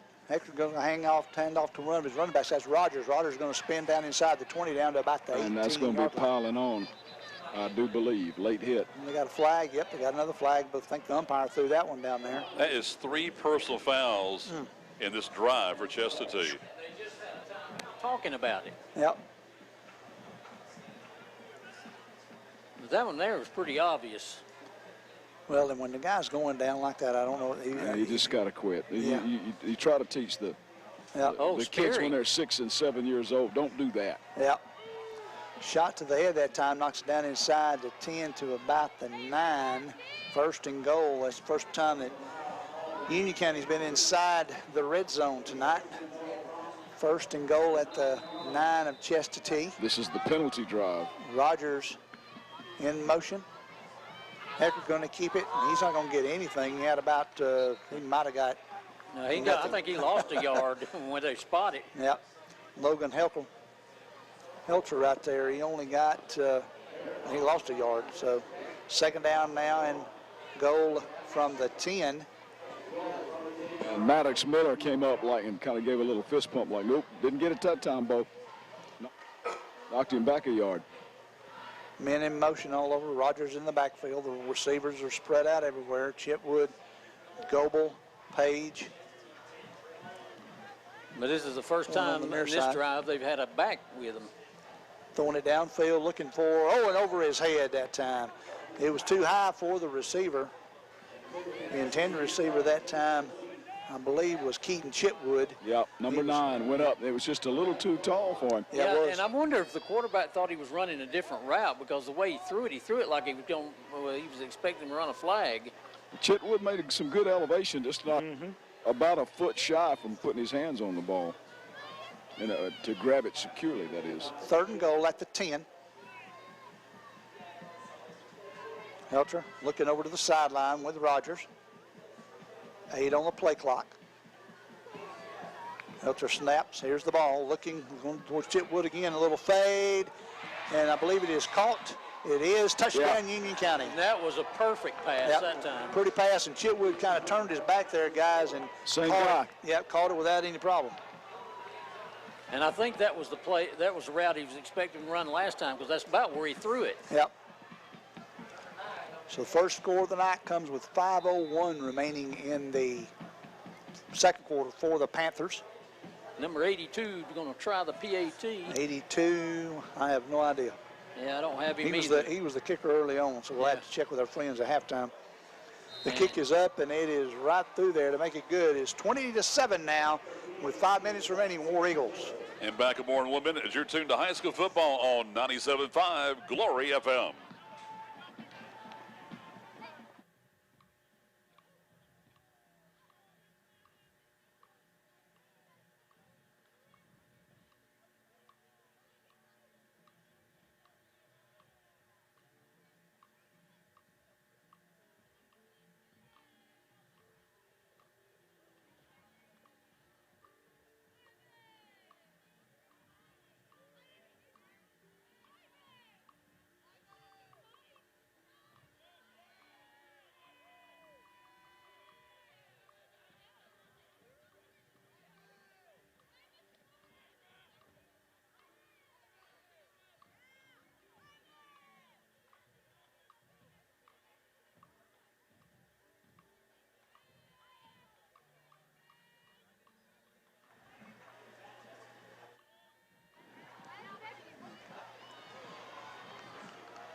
Wow. 82 teed it up that time, guys, and hit it about 7 yards deep in the end zone for Union County. No return, obviously. So it'll start out at the 25-yard line? 20. 20-yard line? I think it's 20 still in high school. Okay. 20-yard line for the War Eagles. And that's a weapon. Yeah. If you can do that every time in high school, and a lot of teams have that weapon now, and if you can consistently do that, you can get that return down, because you've seen what kickoff returns can do. They go recruit them off the soccer team. Yeah. Oh, yeah. Well, he smacked it for sure. Commerce recruited a girl off of the soccer team. Bornhorst takes it, hands off to Granados. Granados cuts back in. He's going to get about 2 or 3 yards, and that's about it. And got across the 20, or got 21 out to about the, well, they're going to mark him about the 24, so the ball must have been stretched out there pretty good with his arm after he laid down out there with it. Elijah Hilton, 5'10", 181-pounder, came in there and grabbed him around the legs and just wrestled him to the turf. 4 wideouts, 3 to the near. Bornhorst looks at it, going to hand off to Granados again. Granados going to take it up the middle, get about 2 more yards. Well, maybe only 1 from where the line judge is coming in, around the 25. Yep, got about 1. It's going to be 3rd down and 5 now for the War Eagles. Be interesting to me to see how much time they can run off the clock on this drive, leading 20-7 here in the second quarter. The 3 wideouts go to the far side, 1 to the near this time. I believe the defense jumped off again, didn't it? Neutral zone infraction, Yeah. maybe. Yeah. Yep. No, it's illegal procedure on the offense. It's going to push them back 5 and be 3rd and 10 now. They were drawn off then. No, well, they're No. stepping it against the defense. Yeah. Okay. That's what I thought I saw. Well, yeah, the referee, did he not signal, though, it was against the offense?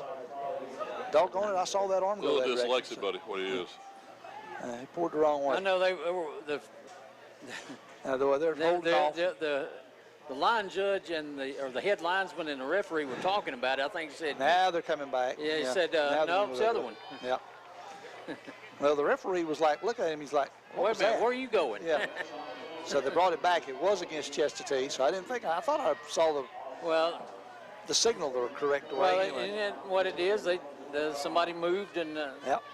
and he could have moved in the neutral zone, and it made the defense move. Yep, he got back. 3rd and 10. Bornhorst back there with Granados. Same setup, 4 wideouts, 1 to the near. Bornhorst takes it, good snap, looking, going to try scramble around a little bit, still looking, going to throw it right in the middle and throws it too low. Flag. Had a man Yeah, wide he was open, yeah. You say another flag, Gary? Yep, flag on the Yeah. play. That was wide open man was Eli Raines, I believe. Yeah, they're playing flag football here now. It's just like every other play, they got a flag. Yeah. Holding on Chestatee. It's going to back him up another. I think you take the You play. take the down. Yeah, they are. They declined 4th it, down. so it'll be 4th down and 10 now. Let's see if the hamburgers are smelling good. And first Yeah, time they- we've seen the punting crew for Chestatee. Yeah, they got a nice grill set up behind us over here. Carlos Reyes, who is the place kicker, and then David Diaz does the kickoff and the punting. Must be a luxury to have 2 kickers, guys. You usually only see 1. Well, that's definitely Diaz in there now. And Diaz is the man. They got 1 man deep for the Panthers back here. Yeah, the line of scrimmage is the 20. Number 12, Jensen Goebel. Now we've got another timeout called by Chestatee with They were. 3:46 remaining. We'll keep it right here, guys. I don't think they were ready for Now all it's of hard to that. say they weren't lined. I don't think the right personnel was in there, and the coaches hate to burn a timeout on a kick. Yep. But you've only got 3:46 left in the half, so. Any Yeah. scores, Ron? Yes, I do, Mike. It's I'm glad 10 Ron's here. I tried to do that last week and was not very good at it. So Hart County's taking a 14-10 lead over North Hall, well, North Hall staying in it. and they're somewhere in the second quarter. South Forsyth 21-14 over Dawson County. Huh? Nothing on Druid Hills and Riverside. White County 6-0 on Pickens. Wow. First quarter score, and Cherokee Bluff 28-0 over East Forsyth, and nothing on East Hall Franklin or the Lakeview game. All right, here we are back. 3:46 left here in the second quarter. War Eagles up by 2 scores, 20-7. Diaz back to kick. Goebel still got another flag. Blew it dead. Goebel got off a pretty kick. Illegal procedure on the offense. Wow. Yeah. They acted, and Union acted like they were coming after the kicker, and it caused Chestatee to Yeah. kind of move some personnel around. They were moving 2 guys around when the ball was snapped. That's what it looked like. Yep. And then as soon as it happened, even just a split second before the whistle run, it looked like everybody just stopped. Like they already knew it happened. So now the line of scrimmage is the 15, and he's standing next to his goal line. Right there at about the 3-yard line, 2.5-yard line. Nice snap. Nobody's really coming. One guy tried to. Wobbly kick going to come out. Goebel's going to take it at the 48 of Chestatee across the 40 and be tackled by a man right there. 42 the tackler. 42 made the tackle. Ethan Clark. Okay. Ethan Clark been busy tonight, Gary. Yes, he has. He is going to be a young man that's probably going to rest easy tonight. But now you want the War Eagles go 3 and out on defense for Union County get the ball one more time on their offensive end. And they got 3.5 minutes roughly to try and get pretty much back in it, and they get the ball to start the second half too. That's right. They deferred. They won the toss, so they got 40 yards to get some more points on the board. Yeah, oh sure. If they get especially if they get a touchdown out of this and the PAT, now you're within one score. Hilker, a little flare out to the far side, going to get it out there, looks like to Rogers maybe. He got it, going to be knocked down inside the 30, right at the 35, got about 4 out of it. That's one of those West Coast offense plays right there. And to me, Gary, one of the things you gamble on when you defer to get the ball to start in the second half is try to get the ball to end the first half. Yep.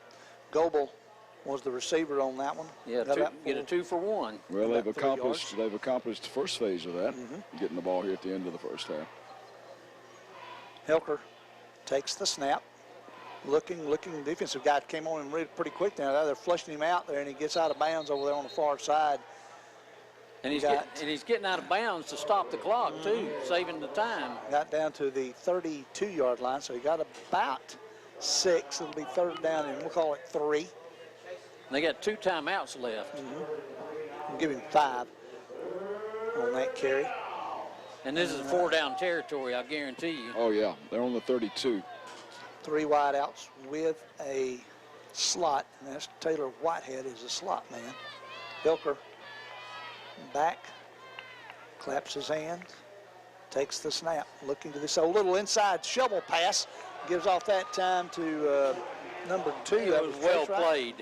Well played by the defense. It was very much a handoff to Rogers, a little shovel pass to Rogers, and he got up to the 31, so he may have only gotten a yard out of it at the most. 4th down now, and a long 2. That's Ethan Clark again on that tackle. It's about 6 for Ethan so far tonight, if my memory helps out there. Wide outs. Hilker trying to do the same thing as Chestatee did earlier and draw them off sides. 4th down. 4th down, they're going to call up one of those timeouts. So to 2:12 remaining, the Panthers call a timeout, down 20-7. Again, we'll keep it right here. We'll talk hopefully with Sean Conley at halftime, and also we'll talk what's going on here in the local area during halftime this evening. Again, you can see the broadcast on the Chestatee YouTube page that they have set up, and also on our Twitter feed at Team Glory Sports. Either way, you can see the broadcast of our game between Chestatee and Union County. We're back here next Friday night as the War Eagles take on the West Hall Spartans here from Lincoln Trail Complex, who are off tonight and probably scouting this game. I'm sure they are. and they've off to a good start, 2-0. I think this was supposed to be the night for the Battle of Oakwood, wasn't it? Correct. And they had to postpone it because their field is far from ready. Here's the 4th down and 2 play. Rogers in motion, going to give it to Rogers, throw out to him, and he's going to make the 1st down and get across the 25 down to about the 20-yard line is where the head linesman will slow it out there. Clock's still running, though. Hit him on a little moving screen, guys, and he just kept the ball in bounds and got down to the 1st down marker. Right at the red zone. Stopped at it stopped the clock just long enough to reset it, get the change set, and boom, it started again just under 2 minutes here in the 2nd quarter. Hilker takes the snap, looking, and he's hit by a lot of Chestatee War Eagles right there. 57, 55, both in on the tackle. Marin, Mitchell, lineman got in there, blitz Gary, and got the tackle. Yeah, and they overpowered the Union County line. Oh, yeah. Geronimo Marin at 6 foot 180 and Mitchell Harrison at 6'1", 205 combined made him a sandwich. Yep. What else too? The clock still running. Yep. 1:20 remaining. 80 seconds. Lost 6 on the play. 2nd down and 16. All wideouts, no back in the backfield this time with Hilker. Hilker takes the snap. One man pressuring, rolls out towards us. It throws the pass right in the middle, complete. Down to the 5, the 4, touchdown Union County. I think, yes it is. We got a flag, I think. Yes, we do. Back in the middle of the field. What a break for Chestatee. Holding on Union County as the initial signal. Yeah. Well, when you start getting beat at the line like that, you start doing that. You start taking a few liberties to see what you can get away with. Jensen Goebel was the receiver. Made a little stutter step. Man, that was a good play, and by the offense, by Union County, and a great run after the catch. All for naught. Yep. And pushing back 5 more yards. Or is that 10? That's 10 for the hold, yeah. Ooh-wee. So that's going to be 2nd and 25. They got to get down to the 10. Yeah. For the 1st down, about 27 yards now. 55 seconds remaining. The clock is your biggest enemy right Yep. now. Basic goal to go right now. Well, and things have gotten a little ragged on both sides of the ball. Yeah, a lot of penalties in the second quarter for 4 sure. wideouts. Rogers in the backfield, looking is Hecker. Herkel's looking. He's got hit finally in there, number 55, Marin. And they got to call a Stay timeout back. here for sure. Got down to the right inside the 30, about the 29 and a half. It's third and a bunch. Yep, still about almost about 19. Another stop for Maddox Miller, by the way. He's also been in on a lot of tackles tonight. Yes, he has. Third down, 20 yards to go. Helcher looking, got complete that time. Down there to number, You got to get in again. is that 12? Yes. Number 5, Rogers, Yeah. out of the backfield. He moved over and played the slot and got the touchdown for Union County. And he's got speed, and Chestatee lost him back there in the secondary. Nobody was on him. He caught the ball around the 15 and just sprinted in. Safety tried to come up and had a little bit of man, hard, couldn't catch up with him. He got it right inside the pylon. Goes in the books as a 29-yard scoring pass. Yes, sir. So they overcame all the penalties and lost yardage and everything. Number 82 lines it up to kick it. Helker is the holder. Kick is up, and it is through there easily. It is good. Makes it 20-14. Chestatee with 15 seconds remaining here in the first half. Could have been their last even play of the first half. They could hit the touchdown there. Now make it a one-score game. The Panthers will get the football, as we mentioned, to start the second half. We'll see what they do here on the kickoff, as we'll keep it right here to end the first half. Now I don't think Sean Conley will be near as happy, Joe. No, I don't think he'll be near as happy after giving that up, because they played a pretty good about 14, 16 minutes, and now that happened. It was unanswered, 20 unanswered for the War Eagles, and now it's 14 unanswered for the Panthers. Yes, sir. Gary Jefferson's up 35-0 now on South Side. Yeah, the Dragons are loaded this year. And Southside's not as good as they're advertised. And North Hall's taking a 17-16 lead over Hart County Wow. in this late second quarter. That will shock that region. Southside's not one of those teams that like IMG played the other day, are they? Good From question. Ohio. All right. The kicker for Union is going to kick off. He got the 2 deep man for Chestatee. He's going to kick it way over his head, about 3 or 4 yards deep, and that'll bring it out to the 21st and 10 for the War Eagles. Well, whoever the unknown kicker is, he's got a leg. Yes, he does. Yeah, and his extra points are going way, it's landing on the track, so that would be about a 40-yard field goal if you stretch that out. We'll find out at halftime his name, by the way. Let's see if they got just take a knee here to end the first half. That's what I would do, because you don't want to risk a turnover and being actually behind at halftime. He's wearing ankle socks and orange shoes. Well, they work. Just thought I'd point that out to our listening audience. I get the picture. If the lights go out, we can find him. We'll be able to see him. Bornhorst back. Going to take it, going to hand off to Granado. No, he's looking to pass over here. He's got a man. Oh, and he drops it. Right there around the 26-yard line. Heard footsteps. And Hunter Fouch. Well, I don't know about that one. If somebody steps in front of it and they take it to the house, that's a pick 6. Yeah. And you're behind. I think you either just kneel down or you gun it way downfield. So if they intercept, so big deal. Yeah. Let's see what to do with 10 seconds. Second down from the 20. Hand off to Granados. Granados going to skip across the guy and get down about the 24-yard line. And they'll let it run out. Cooper and Almasy. That's pretty much going to do it, I think. 3, 2, and 1, and that'll end it right there. See if we can get something. Gary can talk to Coach Conley here. See if we get something with Sean. And I'm sure Michael Perry's going to be happier now for Union County.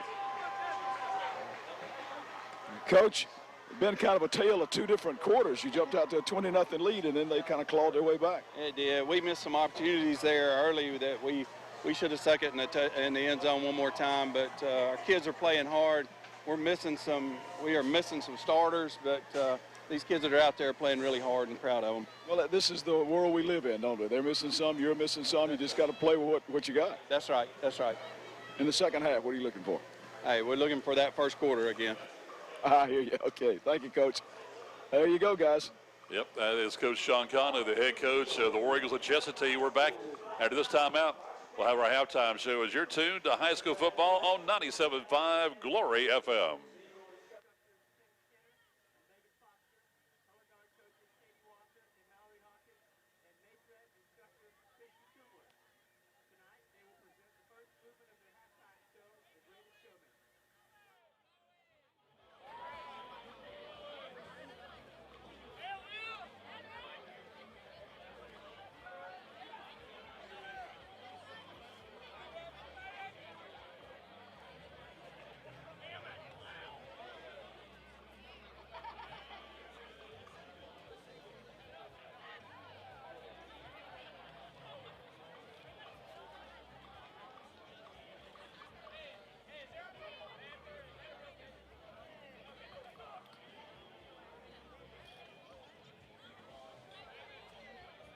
Drum majors, Evan Bryant and Emma Pendoff. Is your band ready?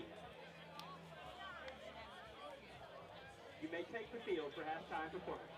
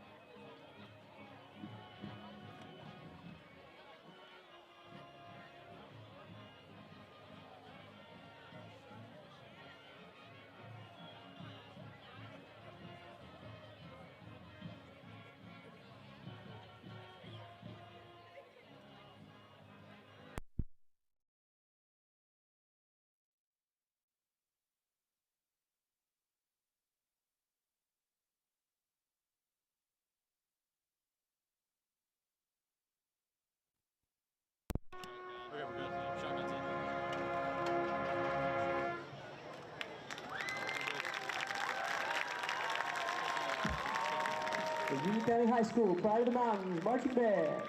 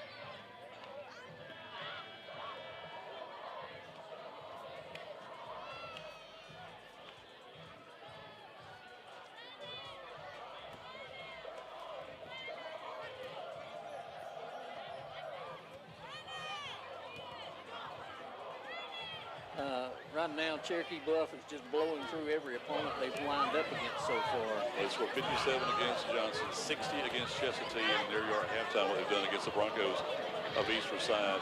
If you didn't hear the story, it's a great story about the relationship between Brian Allison, the head coach at East Forsyth, who was a former head coach here at Union County, and Coach Tommy Jones.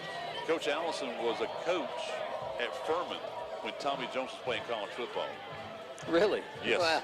I remember him telling that story now that you mention it. So that's amazing, that relationship they had all throughout these years. And now to see them coaching against each other here, and it's a great way.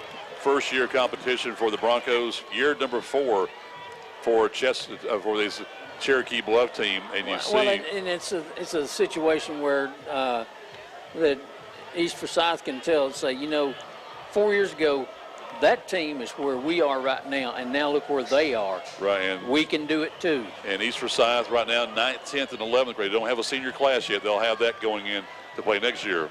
Got about 2 minutes for the warm-up period here, Mike. So teams have got back out there warming up and getting ready. And you're warming up too, getting that voice ready to go? Yes, sir, I'm ready to go. So we're back after this timeout. We'll get ready for the second half kickoff here on 97.5 Glory FM.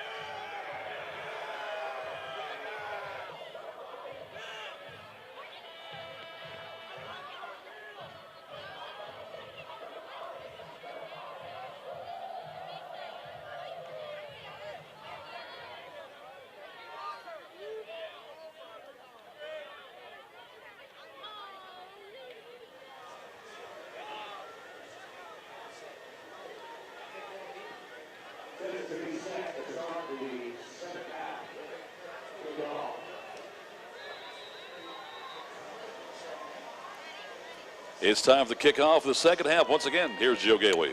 Diaz for Chestatee kicks it long. Rogers got it at the 5 over his shoulder, the 20, the 25, the 30, the 35, and finally brought down by a couple of tacklers. Had to get him from behind right there around the 38 or 39-yard line. He got up, got a little seam on that far side there, Ron, between the hash mark and the sideline.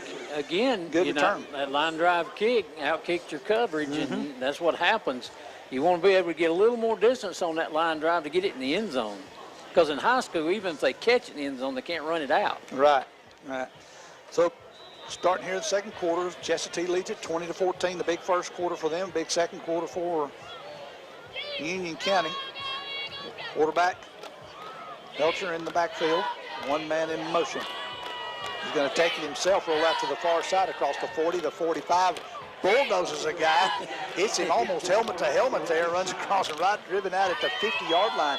Elker didn't really care that time, did he, Ron? He just ran into him. I have to chuckle at that. I mean, quarterback taking on a defensive back. Yeah. But even the quarterback can't lead with his head. Yeah, must have had his shoulder in there pretty good. Yeah, he did. Quick snap that time and give it back to Helker again. Helker across the 45, the 40. Got another quick first down. 2 quick first downs in a row, Mike. And they may run that until Chestatee stops. Yep. One man in, one man out for Nova. Or are they? They have too many men. All right, careful. There he comes out now. He ran Bryce Dixon out there on defense for him. Elker threw it. He threw it behind his receiver, but I believe the receiver caught it down there. Yeah, it looks like he did. Sliding down, that was number 6, Griffin Young, who caught it right there, and that's where it is. Yep, they mark it as a catch. Down to the 23-yard line. That 23-yard line, 1st and 10. Barnhort's going to take it, or Helker's going to take it, running across the far side, and he's going to scoot out of bounds right there at about the 1st down marker, just past it for a yard, down to about the 12.5-yard line. Well, how things have changed here for Chestatee. Out front 20-0 at one point. Now they can be behind. Yeah, I was going to say, they're staring at going behind, but there's a flag on the play here, so what do we got? We'll wait on the signal from the head referee. He's backing up. They're stepping it off. He's backing up now. He's stepping off a long one, at least 10. Umpires runs it back there to the 30. It's a hold against. It's going to be a hold. Yep. Yep, back to the 35-yard line. Had to be a holding. I never saw a signal per se, but 1st and 20 now. 1st and 20 at the 35. Elker going to take it, pump fake, throw it over his shoulder, and out of bounds. The only receiver he had back there was a defensive guy. Yeah. That was number 1, Christian Vargas. And the thing was, he was trying to lead the guy, and Chestatee was playing a little center field on him, and they had that one read all the way. So 2nd down now for the Panthers. These penalties can be drive killers. Yes, sir. We saw that in the first half against Union County. Had several there. So did Chestatee. There's the snap. A little quick out over his head. Got his hands on it that time, but that was it. It's number 5, Caleb Rogers. I don't know that it mattered. That one was well defended. There was about 4 black shirts heading right for the ball. Right at him over here. Exactly. I can't tell if that's black or a very dark maroon. It looks like a dark maroon. It is, Joe. Yeah. That's what it was last year. But I like the white numbers, though. Oh, I don't have to view my binoculars when they're on offense. I can see them. Yeah. Oh, it's black. It is black. Thank you, Gary. Helker back there with 1 back. Back there with him. That's Rogers. 4 wideouts, 2 on either side. Helker straight back drop. Steps up in the pocket, rolling without a man chasing him, and he throws it the last second behind him. The man chased him right there, big number 55, Geronimo Marion, came up there and chased him out of the pocket. He had to sprint out on the far side, tried to get it over there to Keaton Chitwood, but threw it behind him. And I think well short, though. I doubt if Belka was saying Geronimo. I think he probably should have run with that. He'd have had a better chance. Oh, my goodness. We're going to get a long field goal here. 50-plus yards. The guy has been kicking the daylights out of it. His last name is Robbins, I believe Gary told me at halftime. Yeah. It's going to be the set down at the 35, so it'll be a 45-yard, but it's at the 42, so it'll be 52 long. It's blocked. Right there at the line of scrimmage. Wow. No good, so Chestatee will take over on downs right at the 40-yard line. Came off the turf way too low. Yep. And that's you have a tendency on a long one to kick a line drive. Yep. That's what happened there. But I think he's had enough leg. We've seen him on a couple of kickoffs, guys, that he's put it 3, 4, 5, 6 yards deep in the end zone, so he had plenty of leg. It would have been 52 yards from where he kicked it, but only 45 from where it was the ball was spotted. So either way, it's 1st down and 10 for Chestatee at the 40-yard line, their own 40-yard line, 9:57. No score here in the second half. It is 20-14 War Eagles. One backfield with going to throw it complete right over the middle of a host of white jerseys right there, trying to strip the ball, but they're going to blow it dead at the last minute. Number 26, Maddox Miller, is the receiver. He's been busy on both sides of the ball tonight, Ron, receiving and tackling. And that was a good throw. He threw that one right between 2 defenders and threaded the needle. A nice sharp throw right there. Granados is the single setback now, 4 wideouts, 1 to the near, handoff to Granados, and he's hit immediately at the line, right about the 47, fell forward to about the 48. 3rd down, and we'll call it 2. Got to get to midfield to get the 1st down. Right, I'm talking right on the midfield too, Mike. Yep. Marked right at the 50. 9:15 remaining. Same setup as last time. 3 down linemen with a couple of stand-ups on the end, defensive ends for Union County. It'll be Harkins and Garrett, maybe Lance. Hand off to Granados again. Granados across the 50, they've got the first down and across about to the 47. So a little quick hitter in there behind Geronimo and Zamora. And he had linemen leading him and one following him. Yep. Trying to give him a little extra push. Well, I'm Chestatee. I kind of stick with this idea for just a little while. I agree with you, Gary. I think see if we can burn some clock, knock it down in there, and knock it in. Yeah, and control that line of scrimmage, because I think they're able to do that if they really work at it. One horse looking, throws it right in the middle, got over there to number 3 that time, Hunter Fouch. Fouch has got about 5 or 6 yards on the catch right there, down to about the 41. Yep, so they're going to spot it at, so give him 6 yards. And Gary, I'm wondering how Vargas is doing. Well, I don't see him. I wonder if they tuck him on somewhere. Might have 3rd down and 4. He was looking awfully discouraged. Rolling out around this side across the 40. Now he's being run out of bounds. One man's got a hold of him. They kind of throw him forward, but he's only to the 39. So he's going to pick up 2.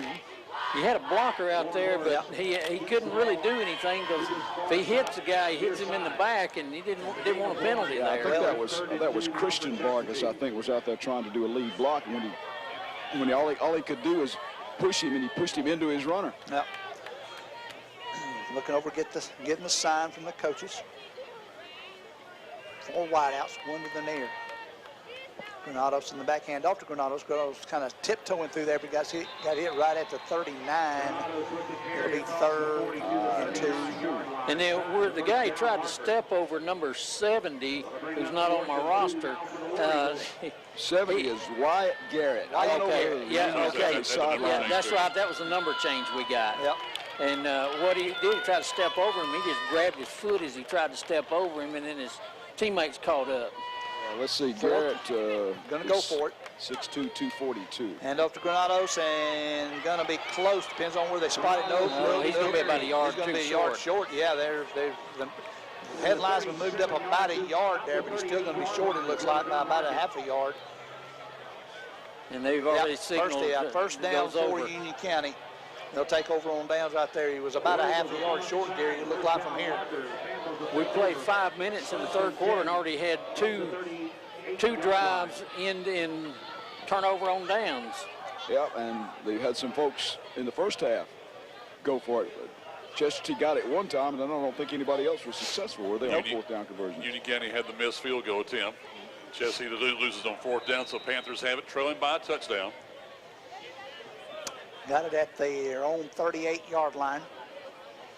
Alex Godinez is the center. Leads them up there with Lance and Meeks and Spira and Garrett. 4 wideouts this time, no back. Snap to the quarterback. He takes it himself, rolls around the far side and gets drilled after about a yard gain, maybe 2. Yeah, he paid for that. Yeah. And Chestatee was looking for that one that time. He had too much success on that. They were looking for that. Usually when your quarterback starts doing that, you have a guy designated as a spy to watch the quarterback. I think that was Geronimo in on another tackle. Yep, Geronimo and also Cooper Barrett again. You mentioned his name a lot tonight also. 2nd down, he got 2 at the 40. 2nd down to 40. 6.5 minutes remaining here in the 3rd. No score this half. Still 20-14. Handoff to the back. I believe it was Rogers that time. He's tackled after about a 2-yard gain. A host of dark jerseys made the tackle. Tackle was on number 5, Rogers. And the Chestatee is really has the better advantage on the line of scrimmage. They have played better on both sides of the ball.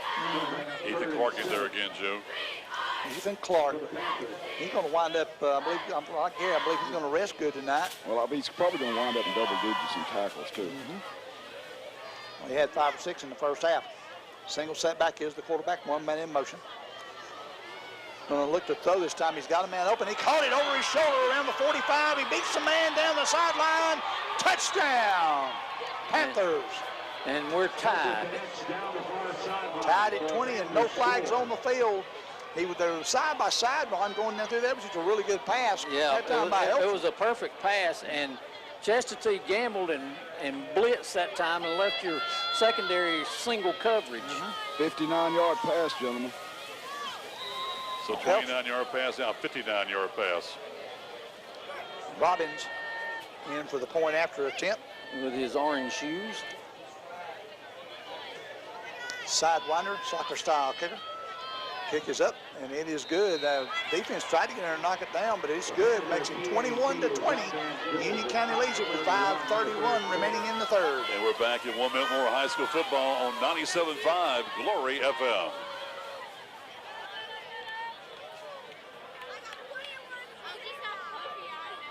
Updated scores from around the area. It's North Paul in the third quarter, 24-21 over Hart County. In the third quarter, it's White County 13, Pickens County 0.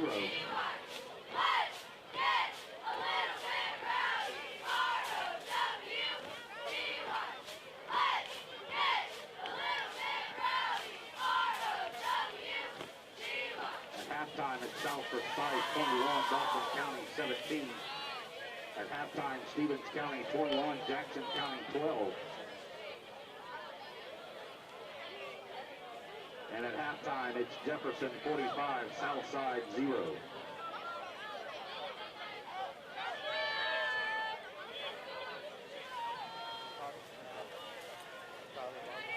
Panthers set to kick off. So it's been a difference of games, 21 straight points now for Union County. Robbins with another long kickoff right at the goal line, and it's actually about a foot in. And when he caught it over there, the referee stopped it immediately. It's a touchback where he called it at, and it'll bring it out to the 20-yard line. That's where Chestatee will take it over right there. So Mike and Ron, you know right here, Coach Conley wants to get that offense going. First time they're going to try and run the ball down the field this time. They had a pretty good game plan a while ago and then kind of stalled out there, guys. And so, you know, Coach Conley wanted to repeat the first quarter. Yeah, that's what he said at halftime. They scored 20 unanswered, and then all of a sudden now Union scored 21 unanswered. But those two drives that ended on fourth down really have hurt Warriors. Yep.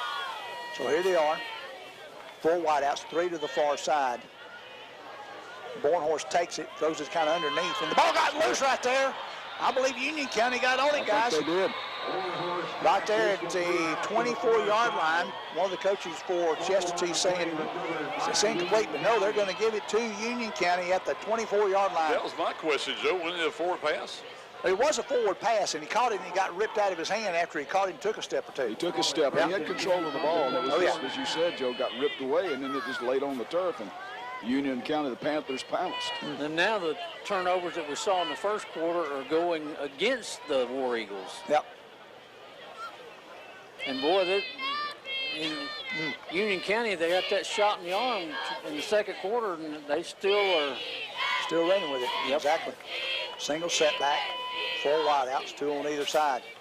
Helker's going to take it. No, he gives it to Rogers. Rogers going to get across the 20 down to about the 18-yard line. Set up beside him in the backfield that time, kind of delayed as he handed it off under that right shoulder and faked the throw. He got about 6 yards out of it, guys. Second and about 4, 3.5. Well, needless to say, the War Eagles need a stand here just for confidence. Yes, sir. Turnover will be even more grand. Yeah. Helker takes the snap, looking to go the other way, keeps it himself, going to get tackled. 1 high and 1 low on the far side over there. Number 15 and number 55. So that's Geronimo Marin and number 15 in on the tackle. Third and about a yard. Is Kason Goss. I've got on the roster. 3rd down and 1 now for Union County. The running back, Vargas, has got his foot propped up and he's got crutches beside him. Not good.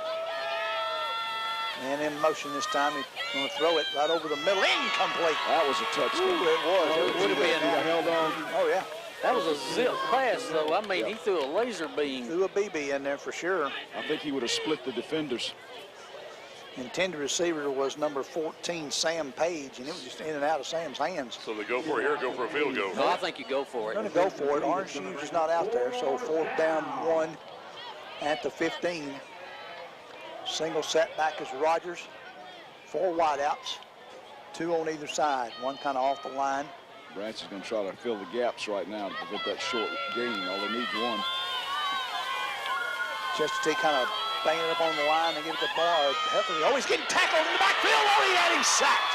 Big defensive play that time by the War Eagles. His helmet came off, too. Number 45, Cooper Barrett, in to wrap him up and knock him down. And Chestatee survives the turnover. Wow.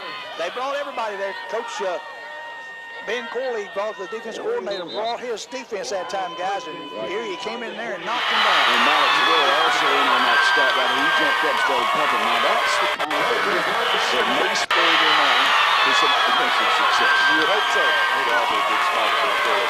Oh, yeah, because his defensive back was against the wall.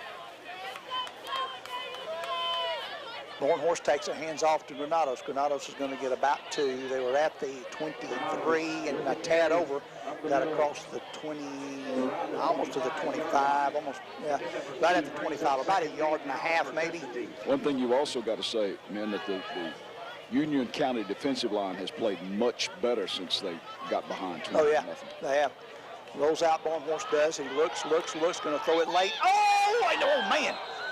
He almost caught it. That was almost an interception right there, Gary. Yeah. And then one of the Chestatee players kind of got in a little extracurricular. And they get him off the field and kind of get him off to the side. They need to, because calm him down. I don't think the officials saw that. If he'd have seen it, I think you'd have had an unsportsmanlike. He actually kind of threw a punt. Now, it wasn't very much of a punch. It was on the shoulder pass. I think it was a push more than anything. Yeah, but the Union County guy kind of was sitting down on his fanny. He looked around like, what's up with this? And he looked around to see if the official was going to make a call. Well, we got a hold. Saw it. Got a hold on Chestatee, so either way it's going to come back and cost him 10. The issue was he had the intended receiver was Gerard, Christian Gerard. He was open, but it went through his hands. The defensive player almost intercepted, and Maddox Miller came in and broke that up. And that's they're going way back, all the way to the 10. That was a behind the line of scrimmage holding, so it's going to push it back to the 10. They've got to get to the 33, a second down and 23 yards to go, but they're in a hole down there, Ron. They've got to get out now. Yep. Bornhorst has got Granados behind him. He's looking to pass. He's rolling out to the far side, looking, stops, throws it. Oh, and he threw it over his head. And honestly, he had too much mustard on it there, but he had a man breaking open. That was Gerard, but he had too much sauce on it that time. And also the Union County guy was pinning him against the sideline, so even if he'd have caught it, it would have been out of bounds. Well, and the receiver had actually come back to try to help the quarterback, and he just threw it. I think he just threw that one just to not take a loss. Mm-hmm. He was, all right, must have another penalty down there. They're leaving it second down, and the officials are talking. The referee, Danny Zimmer. Illegal man downfield. Yep. Sometimes it's okay to throw it away because, rather than take a sack off. Well, and the illegal man downfield, and they're declining that penalty. He's going to take the rotation down. Yep. Third down now. Yeah, what would you have gained by that? Another half, maybe another 5 yards or so? Yeah, another 5 yards and give them another down. That's right. No, you take the play there. Third down and a mile. Feels like it anyway. I'm sure 23 yards to go. We are at the 3:16 mark here of the third quarter. Bornhorst takes it, gives it to Granados. He got an open at the 10, the 15, the 20. Ran over a guy about the 20 and got it to about the 24 almost. Got it back to the original line of scrimmage. Right there at it. Yep. About a half a yard past the original line of scrimmage. It'll bring up a fourth down now, and I figure they'll have to punt it at this point. Yeah, there goes Diaz. Yeah, you don't even think about it. Diaz is going out now to punt it. 4th and 9 at your own 24. Yeah, you punt it. And it comes out the difference in the ball game so far. A missed PAT in the first half by Chestatee. Yep. I thought one was kind of partially blocked, wasn't it? Look at how they're lined up for this punt. How spread out they are. Spread out everywhere. Good line. They are. They're all across. There's one guy fairly close, and the rest of them aren't. Well, it gets a little running start. It hits at the 15, rolls and rolls and rolls. The the Union County guy gets out of the way, and the ball rolls across the 35 down to the 34. That's one of them rugby punts. Yep, and rugby style, and he got it down there with 2:20 remaining. It's 21-20 Union, and that's where they'll have it 1st and 10. Jensen Goebel thought about it for about a fraction of a second. Yeah, I was going to say, I'm getting away from this. Yeah. Well, this artificial surface, you may see more of that because you get that line drive, you get that roll out of it. And it went 50 yards plus. Well, it was on the 24, so 26 plus another, what is it on now? 16. 34, 16. Yeah, 42 yards. First down and 10 for the Panthers. They're going to spread it out again. Got Rogers in the backfield again back there. He's had a pretty successful night, both running and catching the ball. Helker takes the snap, hands off to Rogers. Rogers going to get 3 or 4 quick ones.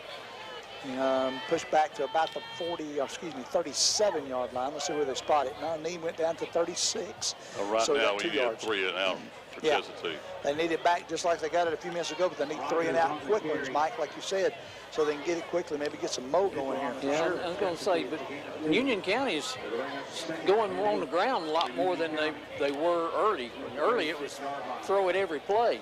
4 wide outs, 2 up on the line. Rogers back in the backfield. Helker looking to throw. He's going to throw it over here to the man over his head. And he was being chased heavily that time by number 45, Cooper Barrett. The intended receiver was number 12, Jensen Goper.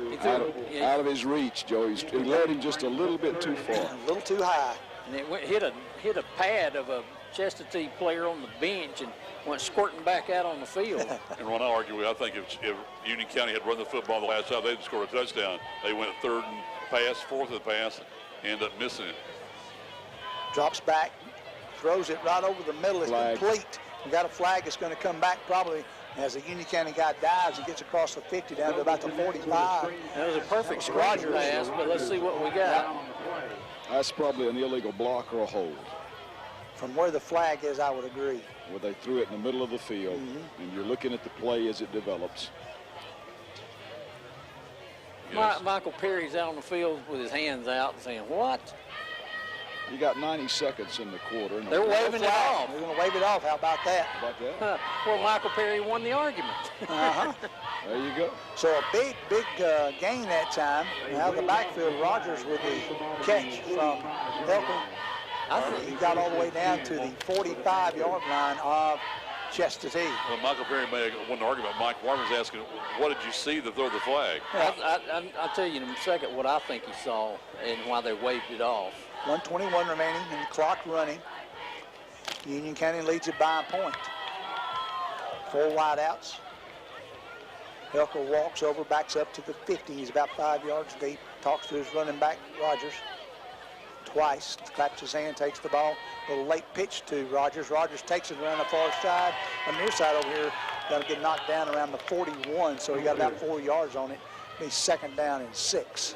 What I think he saw was an illegal lineman downfield, but since it was a screen pass completed behind the line of scrimmage, the linemen are allowed to release, so I think that is what the call was going to be. 2nd and 6. Probably so. 2nd down, 6 yards to go for the Panthers. 33 seconds left here in the 3rd. Hand off to Rogers. Rogers is going to get tackled from behind. At number 45, Cooper Barrett has been extremely active tonight, got the tackle. Yep. Lost about a half a yard. 3rd down now, about 6.5. That might be the last play of the quarter. 17-16 in running. One man comes off, one man goes on. If you notice how many players today now, even at the high school level, have their pants above their knees? Yep. Barrett Cooper looked like he was doing a wrestling takedown that time. They grabbed him from behind and slung him over his hip. He did. There goes the horn. That'll end the 3rd quarter with the Panthers leading it by 1, 21-20. And back with the 4th and final quarter of Friday Night Football in North Georgia on 97.5 Glory FM.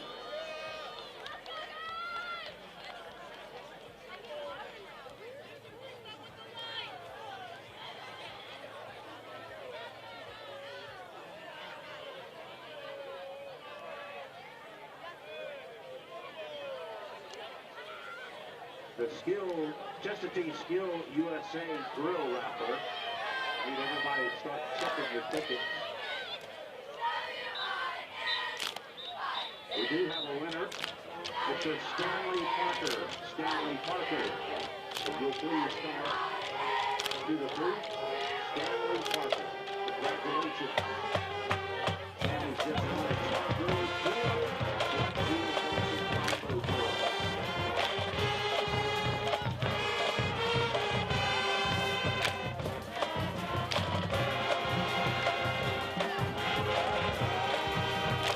Fingers in the air, 12 minutes of football remaining here in Gainesville as Chestatee trailing Union County 21-20.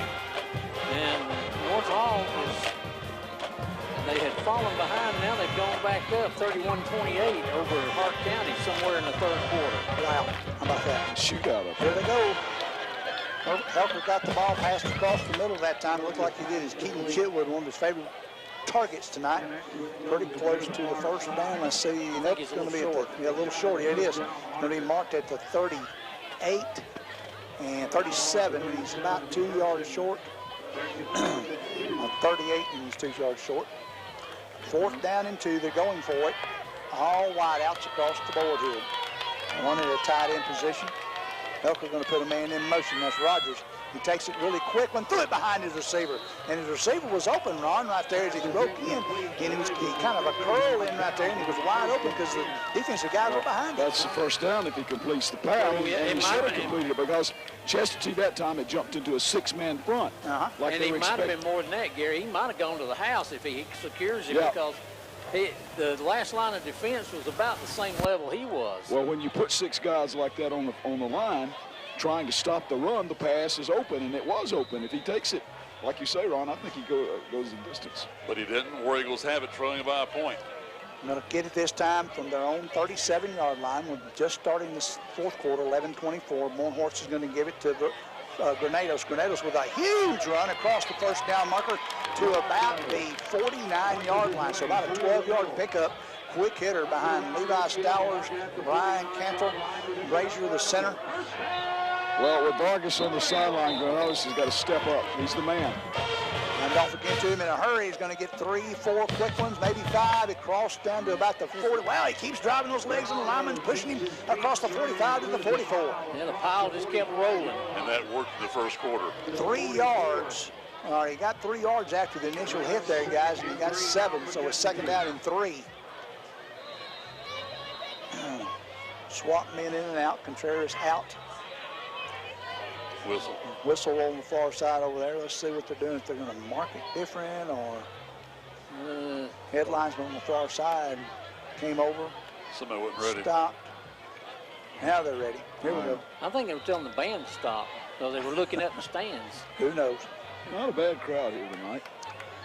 4 wide outs. Granados is the running back. First down to the 35 to 30. Almost outran him, man. That one back guy caught him right around the 30 down there. Trace right to about the 26. Caleb Rogers playing some defense, had him up around the shoulder pads, and just face planted him into the turf. Yeah, I was going to say, that looked like a wrestling move, Gary. It did. He was that last line of defense. Ron, that looked like a wrestling move. Not wrestling, that was a wrestling move. Yeah, one of those you see in the World Championship wrestling. Yep. And off to Granados again. The workhorse got about 2 more yards out of it. So out of the last first down, he gets 2 more, make it second down and 8. Yeah, and I'll tell you what, the linemen for Union County are ready for him. They were looking for him that time. Yep. Well, they went with him, 3 or 4 times there in a row, guys, and so he's getting a workout for sure right now. But his hole's pretty good. But you keep, as long as it's working, you keep going. That's right. Yeah. If Chestatee scores a touchdown, I think you look them to go for 2. And then try to play some defense. Bornhorst gives off to Granados. Oh, he passed it right at the last second. Did he get it? See it. Wow, how about that? And it's completed on the far side of the He made a shoestring catch. Wow. Guys, I totally lost that one. Number 17, Bo Edwards is the recipient of that first down pass right outside the 10. Well, I'll tell you what. Poor old Granados took some punishment for being the fake guy because he got hammered. Well, they had me faked out totally. The fans at home can hear. I said Granados had it all the time. All of a sudden, I see this ball floating up in the air. I was like, what in the world's going on? I just want to see again on video. Yeah, for sure. First down and 10, just outside the 10. And Barnhorst looking to throw it. He's got a man. Oh, and threw it a little high. His intended receiver was Fouch down there. It would have been right on the sidelines had he caught it. Yep. Been tough to stay in bounds. But he put a lot of zip on that, a little too much zip. Yeah. If he'd have had it about 3 or 4 inches lower, he might have been caught that one. I'm not sure. Second down. Showing first, but it still would be this second. Run it. Hands off to, they blew it. False start against the offense. Yep. Well, if you're the War Eagles, you got to come away with some points here. Yes. Yeah, Some sort of, for sure, something. 9:02 remaining here in the fourth quarter. I mean, still plenty of time, but you got that real shot when you made the stand. But you need to come away with some points here. You need to get the lead back. Second down, and we'll call it 15. They're down by a point. Union County leads it 21-20. And penalties have hurt Union County earlier, and let's see if this one hurts Chestatee. You got to, at least 5 more yards you got to overcome. Whole offense was overlooking at the offensive coordinator, Coach Conley. They're going to run it right up the football, and they do. And they get about 3 of those yards they lost back. Third down now and about 12. Bornhorst looks over. Renato's in the backfield with 4 wideouts. This is a big down here, man. Yes, it is. 3rd and 12. Over. Coach Logan Conley, the offensive coordinator for the War Eagles. There's the snap. He's standing in the pocket deep this time. Complete down to the 1. Wow. That was a great catch. That was a great catch that time. That was number 26, Maddox Miller, that caught the ball. And I tell you what, guys, Bornhorst threw it right where he needed to. Not only a great catch, a great throw. He threaded the needle. Yeah. Right over his hole. They're going in a hurry. Give off to Granado's girl. Touchdown, War Eagles! Now let's see if they go for 2. Well, I don't think kicking the extra point I agree. here does you any good, because if they come down, now they score a touchdown on the extra point, they beat you. Yeah. Well, the offense is staying out there now. They're looking at it, but I think Bornhorst is staying out, but the kicker is not out there. Yeah, I agree. Kicker's not out, so they're going to the same setup, 4 wides. Granado's one man in motion, that's Gerard. We're going to look to Gerard. They're throwing it to Gerard. He got it! He got it! It's 28-21. 2-point conversion is complete. Well, I mean, he barely got it in there. He was barely in the end zone. He ran that little thing where Gerard came across the other side, went in, and he was inside the goal line about a foot, and Bornhorst hit him right on it and got the 2-point conversion. So it's 28-21 back in the Milton-Mora High School football on 97.5 Glory FM.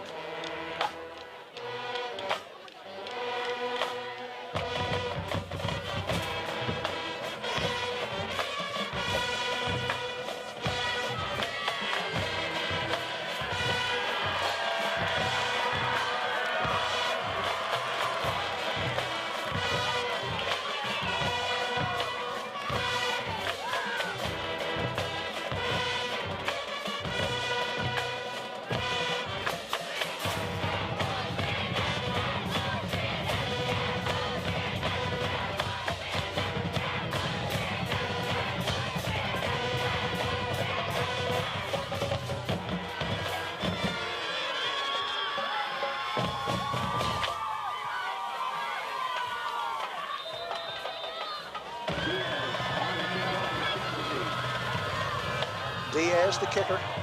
They hit a little pop-up this time. They're trying to do an onside kick, and Union County recovered it just across the 50 at their own 48.5-yard line. An interesting gamble. What they were trying to do is do the pop-up onside kick to let one of the people run up under it, but they couldn't quite make it. Yep. A great field position, though, for the Panthers, trailing by 7, 28-21. And still a lot of time with 7:40 left to play. 7:40 and really good field position, Gary, too. Yep, in regulation, we might say. Yep. But by scoring the 2 points, you force them to make a decision of them trying to go for 2 to beat you, right, or 1 to tie and maybe play for overtime. Elker back, he's the only man in the backfield. 5 wideouts, 3 to the far, 2 to the near. 2 up on the side there, the bookends. Helper right over the middle, hits his man and got knocked out immediately. He threw it so hard, he hit his back shoulder pad, and it popped up, and that could have been picked. Yep, it ricocheted. He lucky to hold on to it. Well, he really popped those shoulder pads. Right? He hit him right below the helmet. It just kept on going, skipped like a rock, skipping over a pond. Yep, that was Goebel, I believe. It was Goebel that caught it. kind of behind him, but it hit him up really high. We go back to Ron's point. All they're doing is sort of football now. Fast two drives. Rogers is single setback, 4 wideouts. Milker takes the ball, looking, takes a couple steps. Oh, he's going to be wrapped up. Did he get him? Big center, yes! Geronimo Marion again with a quarterback sack. He had to hang on to him. He was trying to score it away, and he got some help from his friends. Yes, he did. Big Geronimo pulled him on back there, though, Gary, and knocked him down at the 41. Yeah, I think he eventually got him to the turf, but as Ron said, he had 2 or 3 more come in and make sure they knocked him backwards and not forwards. Third down. That's why I kind of stuttered in there, because I thought he was going to get loose from it. 3rd and almost 20. Yep. 3rd and 19. 1 single setback. Rogers moved a little early, and we got a flag. Yeah, that'll back him up some more. Becomes 3rd and 23 and a half. Yep. 6:56 remaining. That play right there by Marion was... That was a big play. Oh, that was a big play. Yes, sir. Well, you've seen some panic now in Union County, the way they're playing. They're feeling a little panic. Well, these are 2 teams that are really... They're not accustomed to getting leads and surrendering them and taking it back and all that kind of stuff. This is a pride game right here. Oh, yeah, very much so. Well, especially for Chestatee. Absolutely. 3rd down. As Gary said, about 23 and a half. 28-21, War Eagles lead it. Helper takes the ball looking to pass, throws it on the far side a little high, but the receiver catches it. He's down across the 40 to about the 42-yard line. Receiver over there that time, it was number 14, Sam Page. I think you got to punt it here with this much time left. 4th down and almost 20. They are going to punt it, it looks like. Orange Shoes is coming out. Robbins. I'm sorry I called him Orange Shoes, but that's how I delineate him. Absolutely. That's how you pick him out. Pick him out, exactly. Robbins. That was a good shoestring tackle by Maddox Miller, too. Let's don't overlook that. Yes, sir. And go get him here. Christian Gerard, the deep man. Well, you don't do anything silly like rough the punter. And they don't. Oh, man, he kicked that one out. Fair catch is signal for. Oh, he dropped it right there. And I believe Union County got on it. That thing, he kicked that ball over the moon. Rough the punt. Yep. Eli Pugh comes up with it. Wow. He hit that ball 50 miles up in there. As it came down, it looked like Gerard was getting over under it.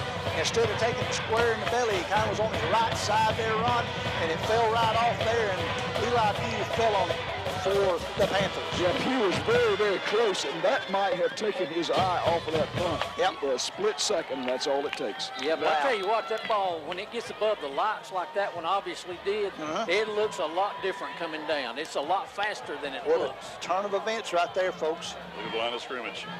At the 23-yard line, Union County with the ball, puts a man in motion. Helker's going to come around this side, gets to the 20, and gets run out of bounds around the 19-yard line. That was a nice fake that time. He didn't get a whole lot of yards, but he got positive yards. Now they got 4 yards out of it, almost 5. 2nd down and 6. Yeah, but what he was trying to do is get something positive and kind of get and neutralize that line a little bit. Because that line had been just firing out at him, and I think that was, if nothing else, to make them stand back a little bit, just to watch for that. 5:38 on the clock. 2nd down, call it 6. Helker, the only, well, he's got a man back there with him, that's Rogers. 4 wideouts. 3 down linemen, 4 backers, 2 standing up. Here's the play. Helker looking, has got a man open, touchdown! Panthers, right there in the corner. Boy, he was all alone. That was another busted coverage there for Chestatee. Griffin Young. Who was that? Griffin Young, number 6. Number 6, Griffin Young. And he was wide open as he went down the sideline, caught it about the 3, and waltzed into the end zone. So they get points on the turnover now for the tie. Yep, you get the cornerback caught having to watch too many things in that zone defense, and he lost the receiver just running straight down the side. Robbins in for the extra point now to tie it up, potentially. Snap, the hold, the kick. It's up, and it is good, and that'll tie it at 28 with 5:30 remaining. And we're back in 1 minute more high school football on 97.5 Glory FM. Warrior fans, we'd like to once again recognize our presenting sponsor for tonight's game. Northeast Georgia Rentals, Atlanta Rehab, Northeast Georgia Health System, Greater Hall County Fellowship of Christian Athletes, Our League Photography, and Papa's Pizza to go.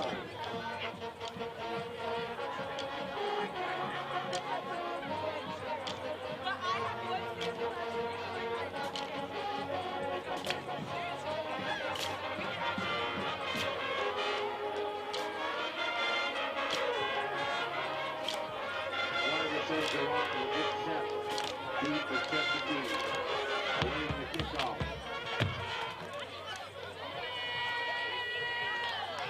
Well, now it's down to a 5.5-minute football game, all tied at 28. Robbins to kick it off. Long high end over end. It will come down deep in the end zone, about 7 yards. Be a touchback, and Chestatee will take over at their own 20. Mike, we got a barn burner going on in Hartwell, too. It's 37-35 North Hall, somewhere in the fourth quarter. Wow. How about that? That would be something if the Trojans went over there and Oh, it'd be huge. picked off the Bulldogs, wouldn't it? Absolutely. Especially after last week's blowout. Absolutely. No doubt about that. 5:30 remaining here in regulation. Okay, plenty of time. Run your offense. Don't panic. Exactly. And run it. Methodical drive. And don't turn it over. Run it. Full They wide. are. Hand off to Granados. Granados have got 5-6 yards, maybe 7, falls forward to the 27. Thank you. He's been so effective running the football. I tell you what, I know a lot of times y'all will hear, folks at home will hear us, and folks who might see it will talk about the offensive line, but Chestatee offensive linemen are doing a pretty good doggone job tonight.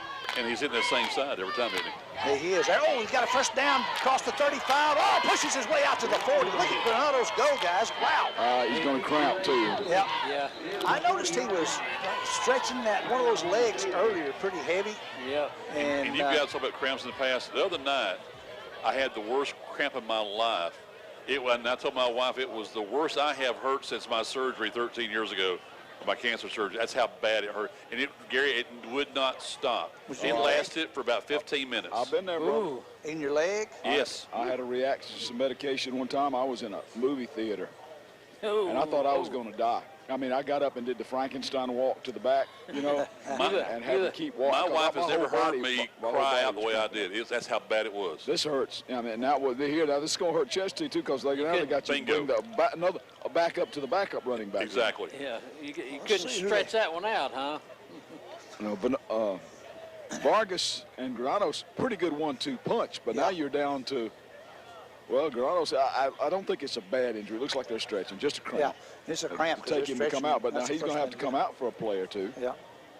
And guys, we've not seen one hydration time at this ball game, have we? Well, it's cooled off, so it doesn't matter, Ron. But this, you would think you would see this all we've got going on. Well, now with cramps starting to show up, I think you might, but.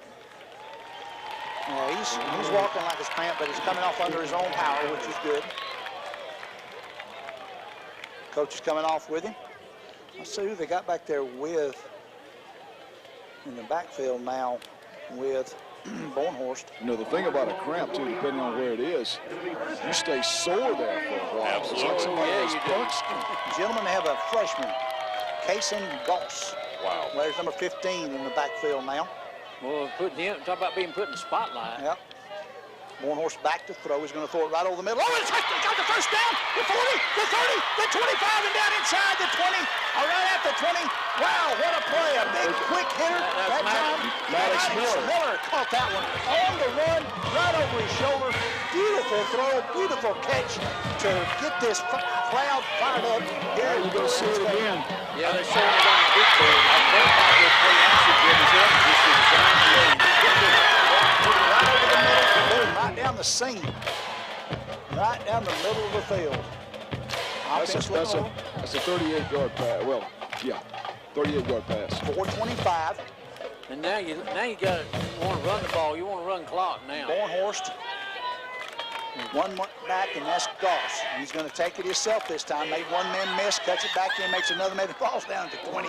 He got 2 yards, but he had 3 or 4 white jerseys, Ron, coming up on him. Well, hey, Coach Conley told me in game plan, he said he would have to have several of his JV players play in this game tonight to get their quarters in. That's what he's doing. Well, if you're barn horse, though, when you're doing all that juking, you got to make sure you're covering up that football. Yeah, exactly. And hold on to that tater.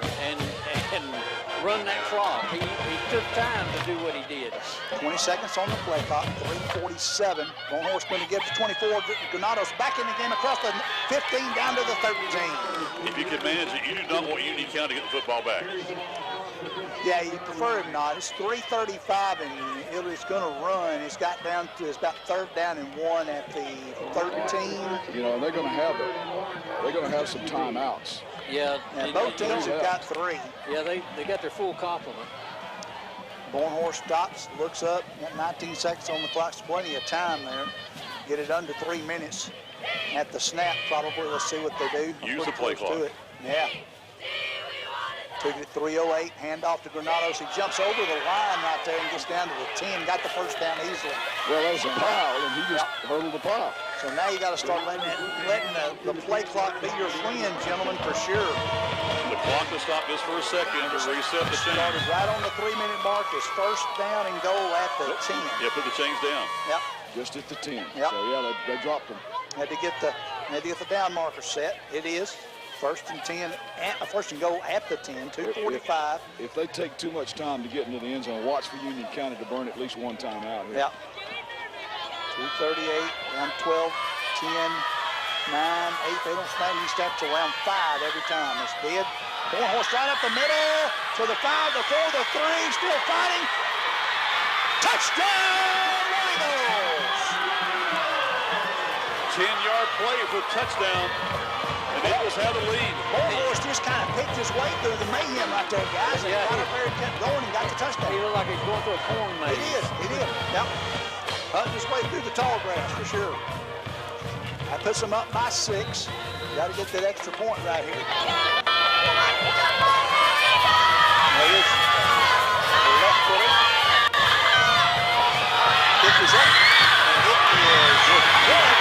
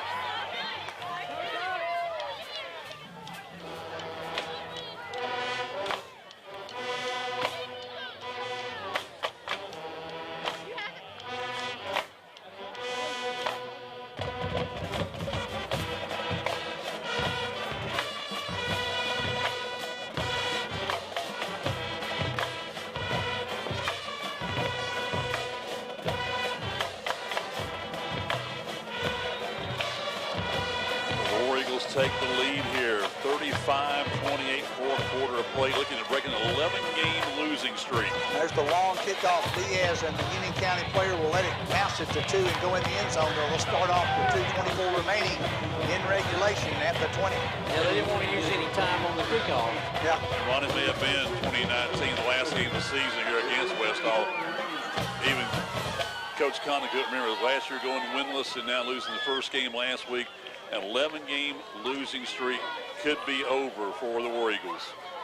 All right, got a hold of War Eagles right here. There's 2:24 remaining, 35-28. One of the assistant coaches here is yelling out them, finish, finish, yep. finish. Finish the drill, baby, that's right.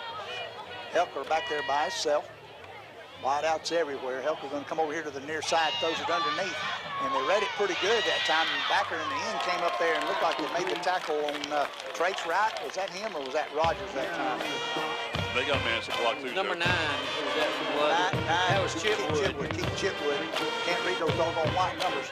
They do have to manage. I thought it was 0 there for a minute. Second down and 4. They got 6 out of it. So, and not too much will prevent defense, but they want to prevent them from getting the first down. That's for doggone sure. One man in motion. Kelker will take it himself, and he's going to get the first down across the 30. He got about 6 or 7 out of it, fellas, across it out there about the 33-yard line. 146. Get a little aggressive after the play. Got to watch that. For sure. They got in trouble with that in the first half, so you got to be careful right there for sure. So 14, 20, about 40 seconds to run off there. 140. 100 seconds in regulation. First down at their own 33, Union County. 4 wideouts. Rogers in the backfield. Helker snaps. Here's the ball. Looking, throwing right over the middle. Oh, it incomplete! And it had a good screen set up, yeah, too. He did have a good screen. He had one guy he could have beat right there, I believe, a little juke. He ignored the cardinal rule. Catch the ball before you run. Yeah, exactly. Catch the ball first. You got to catch it. The advanced two guys, they are playing during every play. Yeah. Second down. 10 yards to go. 1:23 remaining.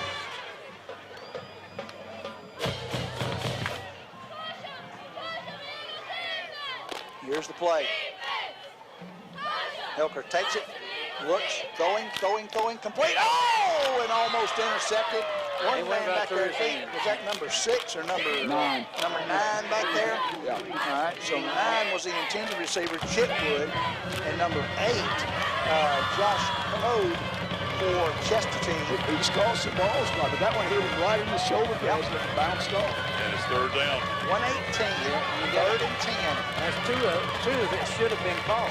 Well, this is, they got at least one more down after this one because they're not going to punt it. Roger had dropped his mouthpiece, couldn't find it. He found it, got it back, tucked in. Here's the go. Here's the play. Looking. Now he's going to run. He's forced to run. He's tripped up. Right around the 37-yard line. He fell forward to about the 39. Huge play. And I tell you what there, Geronimo Marion is coming off. He's hurting a little bit out. I think what happened, he either got stepped on or something right there. Well, he got a carpet burn the way he slid. I think when he grabbed his shoe tops, Ron and Joe and Mike, I think he might have gotten stepped on. Yeah, I think that's what happened. He made the stop, though. That's the important thing. That's right. Down to 59 seconds, and we've got a timeout on the field. Took a while to call that timeout, too, Joe. I don't know what Michael was waiting on. Union County has taken the timeout. War Eagles lead it with 59 seconds remaining, fellas. You figure they're going to run it or try and spread it out some more that they well, this is the game right here. That's the game, yeah. Fourth down, 4 yards to go. Ball is spotted on the Union County 39. And got to get to the 43 for a first down. They got to get a first down. Forget about a touchdown right now. You got to get a first down. First down. Because if you don't get it, they won't never get it. You won't get a chance for a touchdown. If you get it, you still got 2 timeouts left. Yep. So time is still a factor. 59 seconds. Helker brings them up.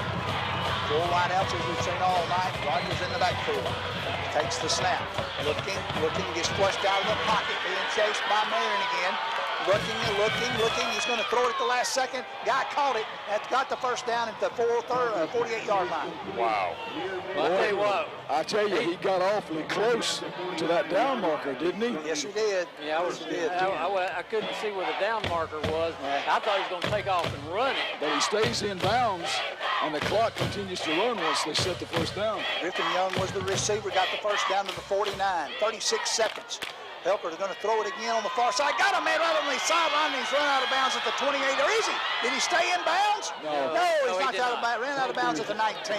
Somebody bumped him. Well, they hit a 29-yard pass play for a touchdown and a 59-yard touchdown pass. Wow, timeout called by Chestatee. Well, and see that, and you say, well, why are they doing that? Because the clock had stopped. Yep. When they go out of bounds, the clock stops. Yep. This is to give you defense a breather. That's right. Not only that, is to set things up. Because you know they've scouted them out. They know what tendencies are. You've got double they've team done tonight. Here, you got double team, don't you? The guy you think is going to catch the football. You got to really go after the quarterback. So big thing here, 35-28. Chestatee leading, looking to break an 11-game losing streak, which dates back to 2019. South Forsyth leads Dawson County 35-17 late in the game. Hart County's just taking the lead over North Hall, 41-37. That's a shootout. With a PAT pending. 28 seconds. First down and 10. Well, the War Eagles need a turnover or a sack or something here, give them a little bit of momentum something back. Big to happen for the War Eagles right here, for sure. The Panthers just sucked the momentum back to their side with that big pass. They did. Helker back, takes the snap, fakes to Rogers, looking, little pressure, flushes him out towards us. One man chasing, hits him at the last minute. Intercepted! Intercepted! Look at him coming down the 40, the 30, the 40, the 45, the 50, the 45, no flags, guys. 30, 20, 10, touchdown! War Eagles number 8. Hold it on down there, let it in. Josh Herbo! A long interception for the touchdown. That's about an 85-yard pick six right there. Wow, the defensive line, led by Geronimo Marin, flushed him over towards us. He threw up kind of a one thick. He had an open receiver, but Josh came in there and stole it from him. Gary and sprinted down the side, right down the hash marks, and ran in for a touchdown. I tell you, Josh heard that perfectly. And when his defense was facing, the quarterback was scrambled for his life. He really quickly stepped right in front of it and took it all the way to the house. First block, but I don't think it matters at this point. It's 13-point lead for Chestatee, and Mike, they're going to break the streak. Well, 7 seconds left. You can't get 13 points in 7 seconds. Be awful hard. Although we did see the Falcons last year year before get that in 2 seconds. Yeah. Stop it. What a game here. Don't take anything away from this. This is a huge win for Chestatee. Christening this new look stadium. Again, 20 years of Chestatee football. First time they have really renovated this stadium. And what a way to play the first game. Mike, we're sitting in the same place we sat in the first time they played a game here against Flowery Branch. Back in 2002. Might have been a little warmer that night, though, you think? It was a whole lot warmer. It was a whole lot It was still special, though. Yeah, it was. They won that game, too. David Diaz will kick it up. We've had 10 touchdowns scored in this game. Wow. And we were talking, and I was the one really thinking it was going to be a defensive battle. Wow, but I missed that one. Diaz ready to kick.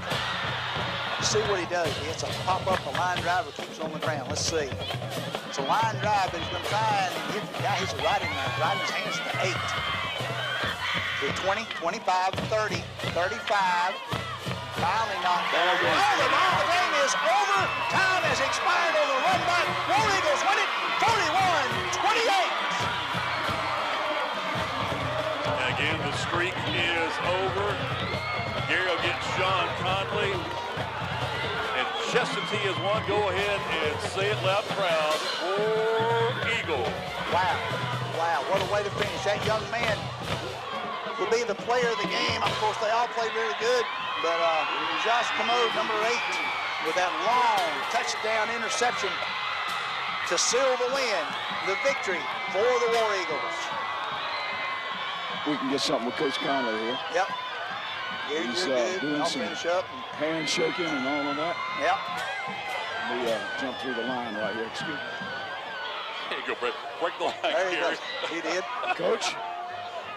Well, that's about as exciting as you want, huh? That is. That was a great game on both sides. You know, hats off to Union. They never quit. They kept playing, and our kids did too.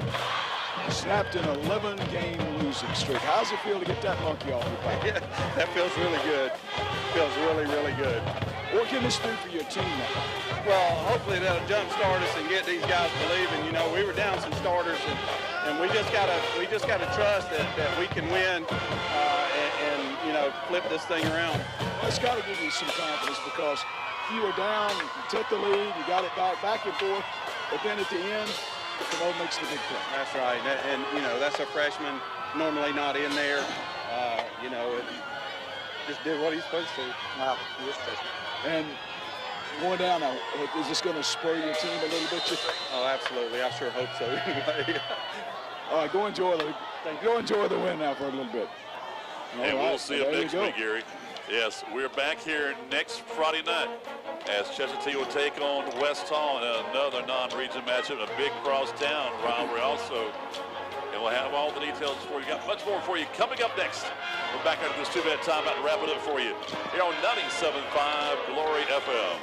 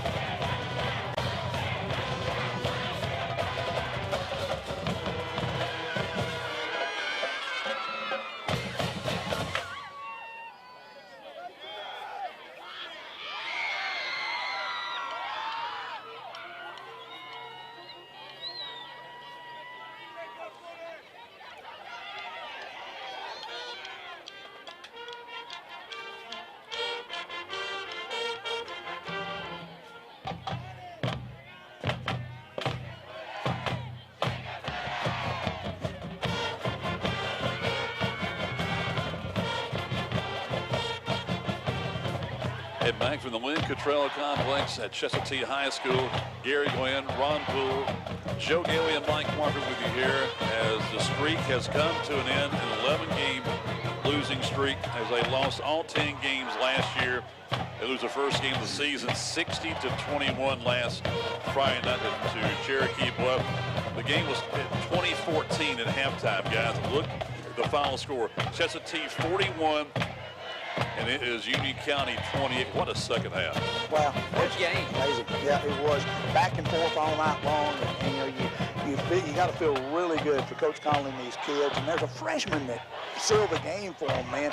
A kid that as Coach Conley said there at the last interview with Gary, a kid that doesn't play very much, and he came out of left field and stole that ball down there around the 15 I tell you what, and sprinted. He'll be the king of the freshman class Monday, that's for doggone sure. Tuesday morning when they come back to school. That's exactly right. Yes, sir. Hey, that kid will remember that the rest of his life. Yeah. Well, and I think the War Eagles fans, too, they've been waiting for a year and a half on this to happen, going through COVID and everything that's happened to them. And they got to be tickled. And I'm tickled for them. I'm glad they did get me. Now, Coach Perry's kids played their butts off tonight, too. Now, they played really good. They sure did, especially trailing 20-0 at one point. Come back, and it's a tale of quarters if you really think about it, fellas, because, first quarter was all, seemed like it was all Chestatee. Second one was all Union County. Came back and it was kind of split, but more Union County in the third. They got the lead, and in the fourth quarter, well, especially for the last 8 minutes, all belonged to the War Eagles. So they came in there and took care of business, as they say. Well, and you mentioned the air attack again, is that Union County went there. They didn't even run the football in the entire fourth quarter. Well, they needed when they, and I kind of was surprised by that because the Rogers kid had been doing pretty decent. And then Helker would get a little bit of 3 or 4 yards a click, but something like that. So I was kind of wondering why they got away from it. But the defense coordinator must have thought, the offense coordinator must have saw something on the defense for Chestatee that would make them do that, but they didn't. And Chestatee was able to seal it up, and Coach Corley, the defense coordinator, was able to fill up some holes there, and they did a good job there in the fourth quarter. And that's the thing about it, too. You look at the big plays they had. Look at the running attack. Regardless of what he was able to do. Oh, yeah. Yeah. And of course, with the injury to Vargas, and we wish him the best. And then they had some COVID issues, had some other injuries. It's like, okay, they're not nearly at full strength. That's one thing you got to look at too. Yeah, not nearly full strength. They had they had a freshman in at running back, backing up the other two guys there at the end, and then you had a freshman that made the game-winning, the game-sealing interception return there. So, you got a lot of young guys, and that's great experience. As Gary's often said, there's no experience like game night, game time experience under the lights. They get that experience there, then you can't replicate it. Yeah, and you can't replicate it anywhere.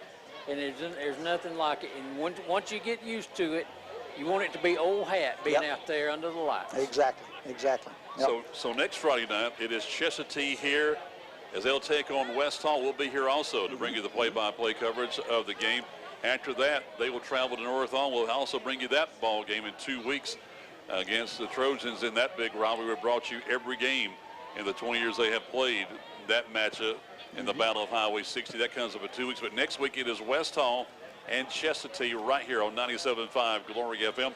Pre-game show begins at 7:05. Kickoff will be at 7:30. Once again, we'll have the live video stream on the Chestatee website with their YouTube page and also on our Twitter page at Team Glory Sports. Well, the War Eagles now can look ahead to a 2-game winning streak after losing 11 straight dating back to 2019 as they defeat Union County by a final score of 41-28.